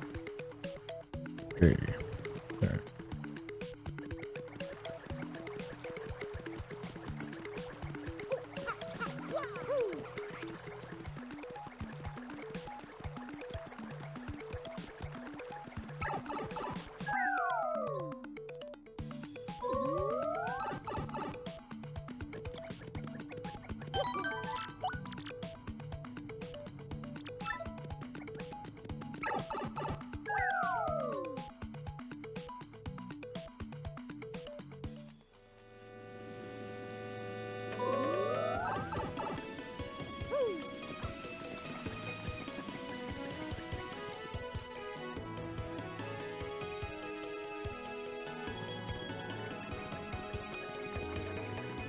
Alright.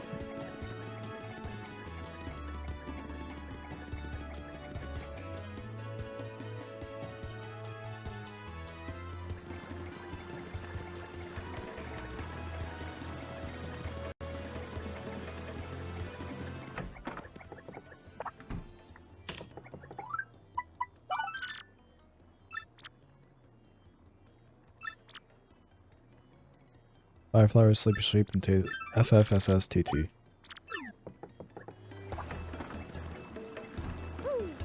FFSSTT, FFSSTT, FFSSTT, FST, FST, FST. How about it?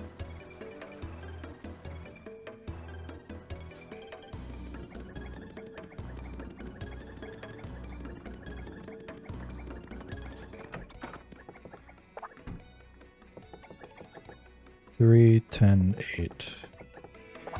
10, 8, 3. 1083, 1083, 1083.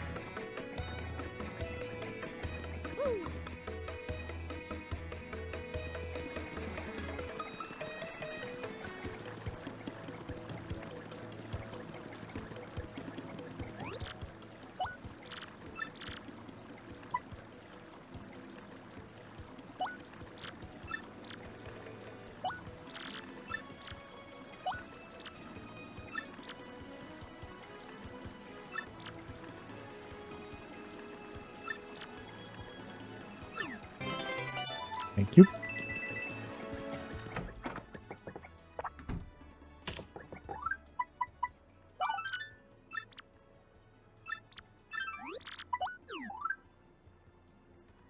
That's right.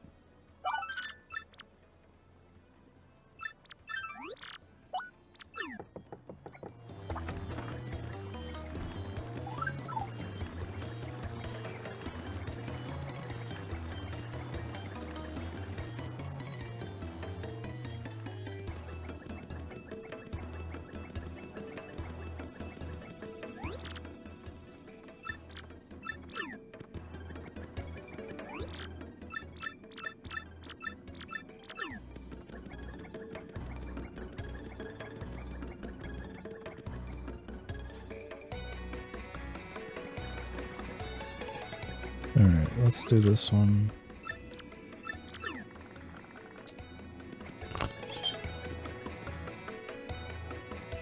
I remember this game was the first time that I ever was a bigot, because I just went to the first bandit that I saw and I was like, hey, you stole money, and they was like, no? The fuck?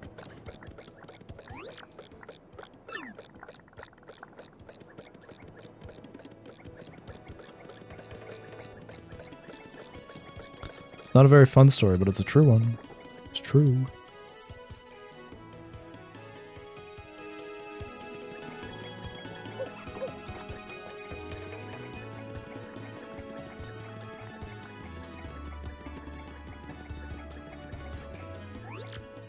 Stripes, the fraud police.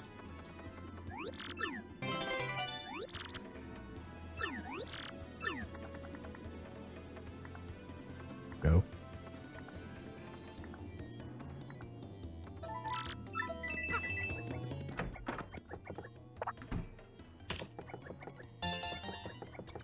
This was a building that had blood and murder scene in it, and then it got patched out of Japan versions. Whoops, lol. Trivia.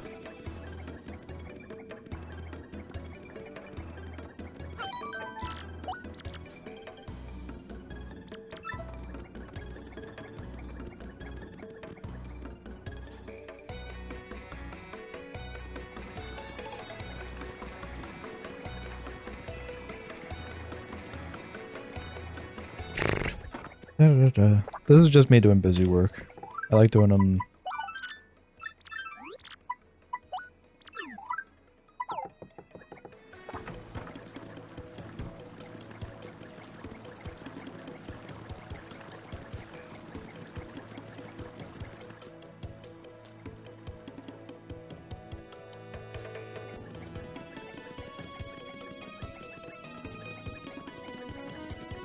Hi there.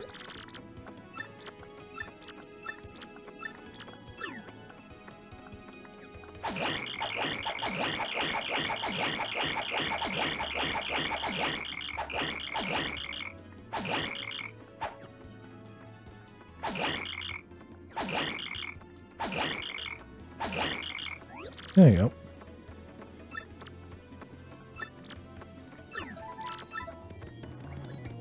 The worst troubles are the ones that have you do so much shit just for like the reward to be, hey, here's a hot tip. You know? There's not a lot of them, but there are like 2 or 3 of them.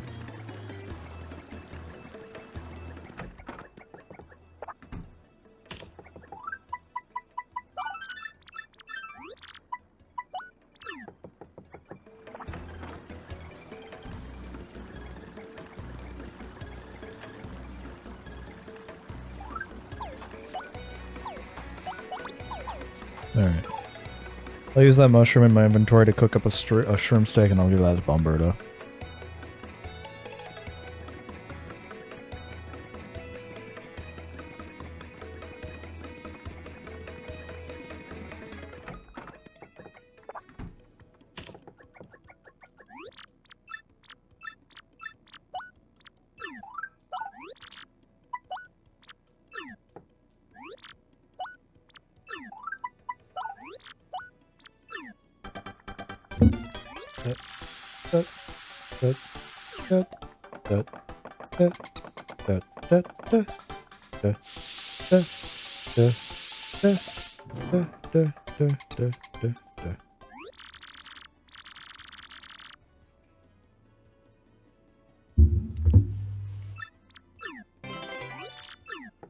Sorry, shroom. I think it's Super Shroom that makes the shroom steak. I know Ultra Shroom makes the shroom roast.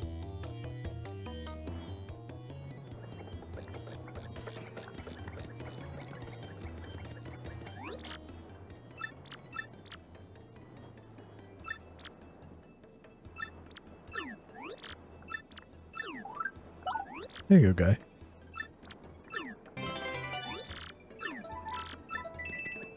Awesome.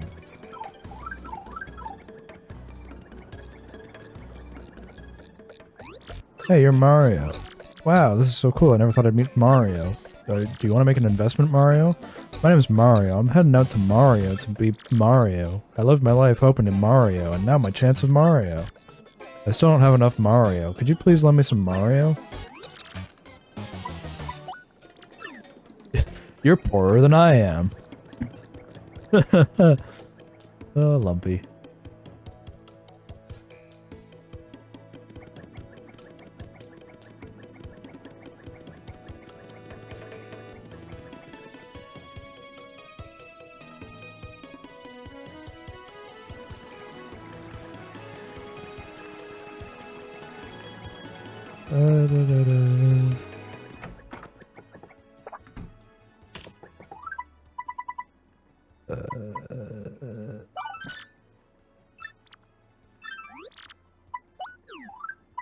Alright, let's just do this one.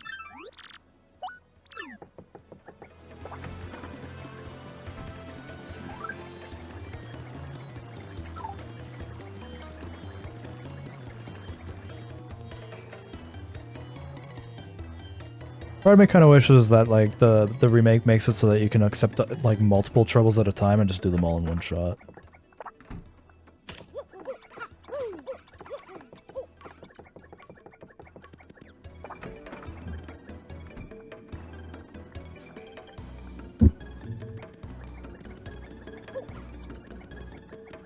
Oh, was that? Oh, I was gonna go.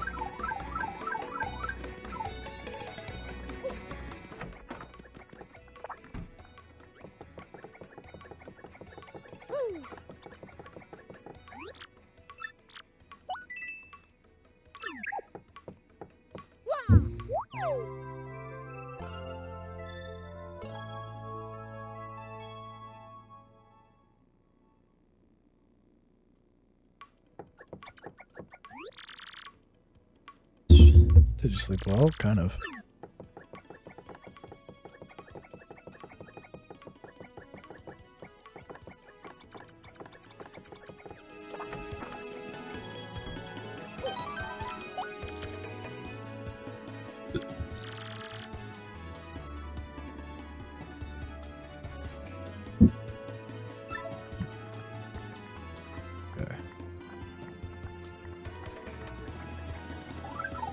Let's go to Adele Meadow.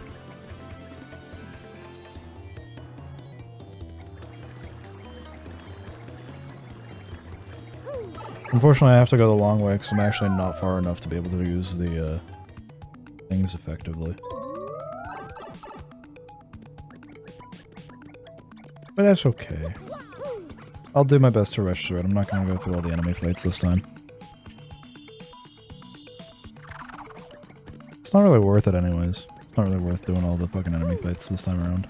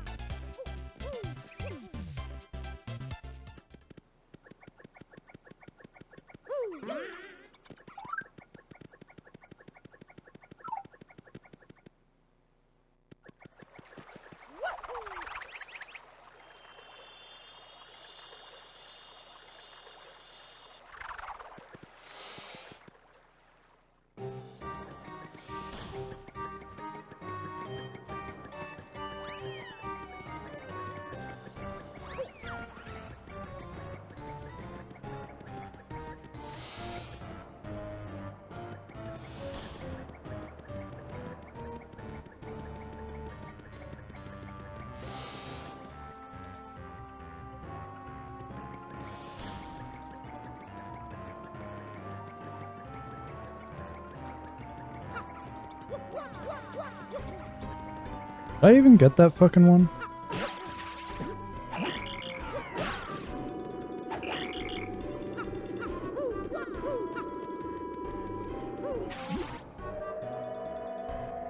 I guess there was a good reason as to why I fucking came back to this place, because I kind of needed to anyways.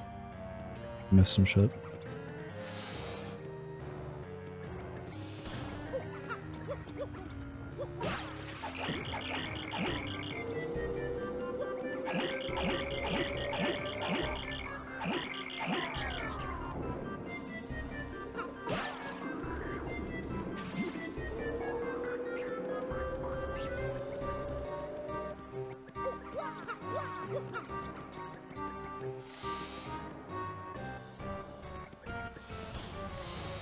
Hold on just a sec, I think there's something that I need to do. Nope. Yeah, I'll have to reset that. I'll do that on my way back down.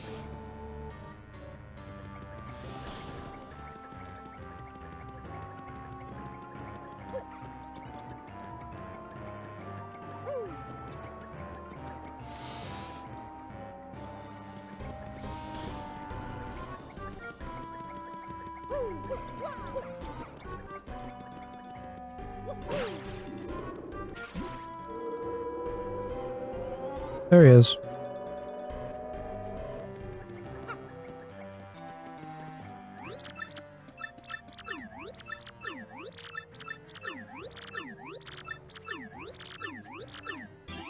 Yep. And now we have access to the Pianta Parlor's minigames, which are okay. They're fine. Nothing too riveting, to be perfectly honest. They're kind of boring. I like the paper game a lot, though. I also really like the Tomb game. I got super addicted to the Tomb game for a bit. That was, like, one of the only ways... That was, like, for a long time, that was the only thing I'd do in Paper Mario, was just play the Tomb game over and over and over.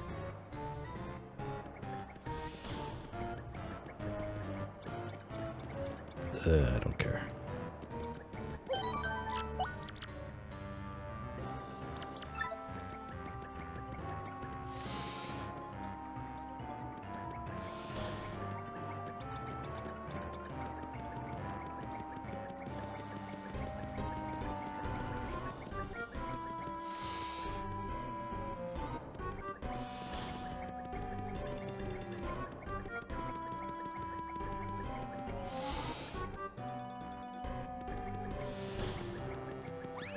Nope. Reconsider. Ooh, mama. Jesus.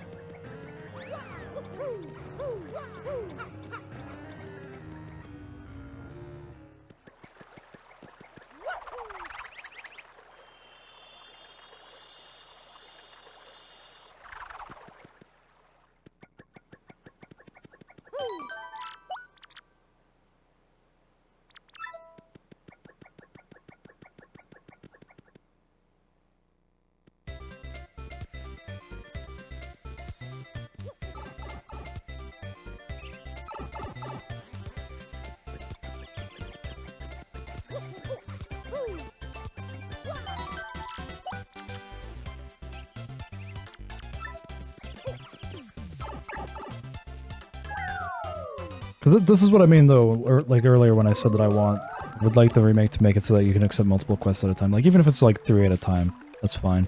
Because fucking there's so many times where you have to go to, like, this one place over and over again for troubles. It'd just be nice to be able to, like, one-shot it and never have to go back there again. Yeah.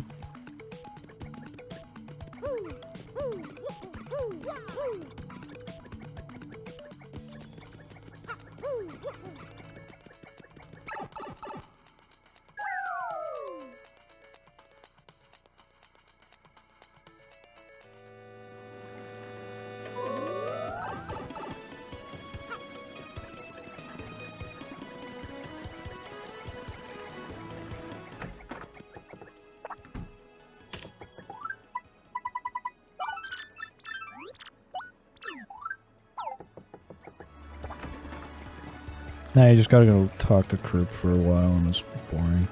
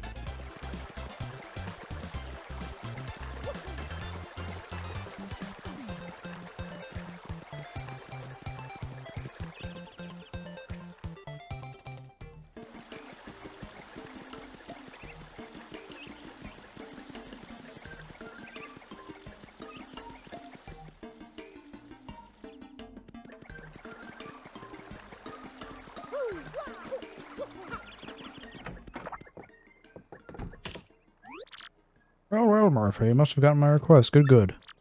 We've been told I've been touched on here with no one to talk to, but that's okay, because, blah, blah, blah, blah, blah.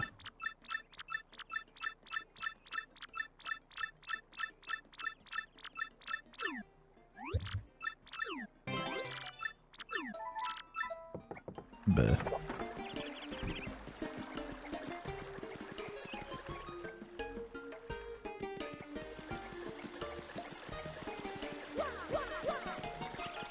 I think he needs like fucking a handful of courage shell or something like that. I'll just buy like 5.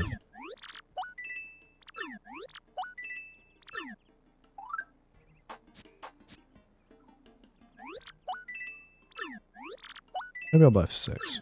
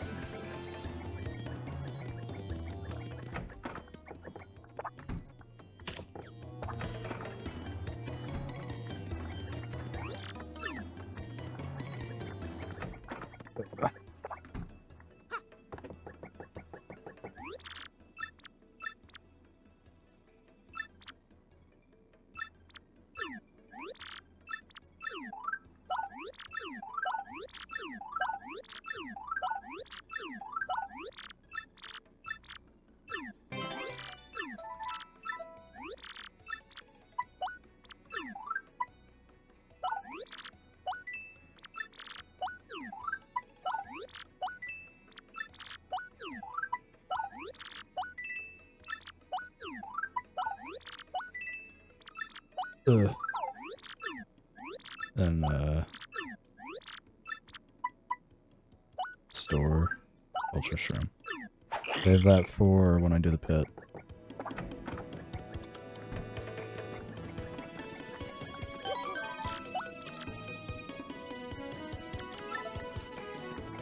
Alright.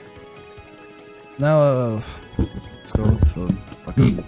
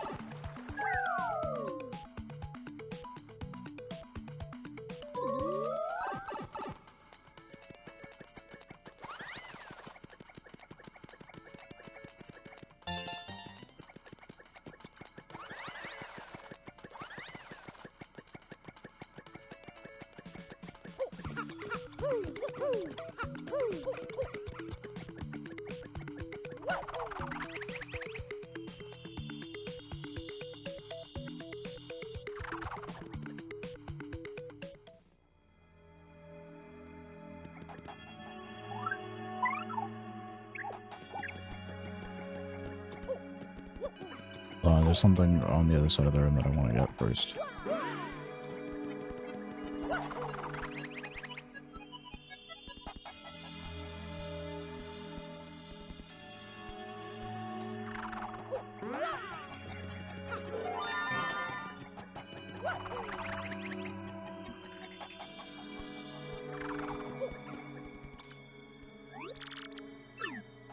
Ah.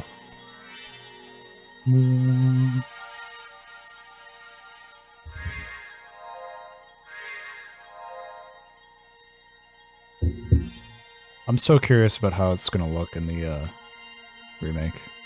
How these scenes will look.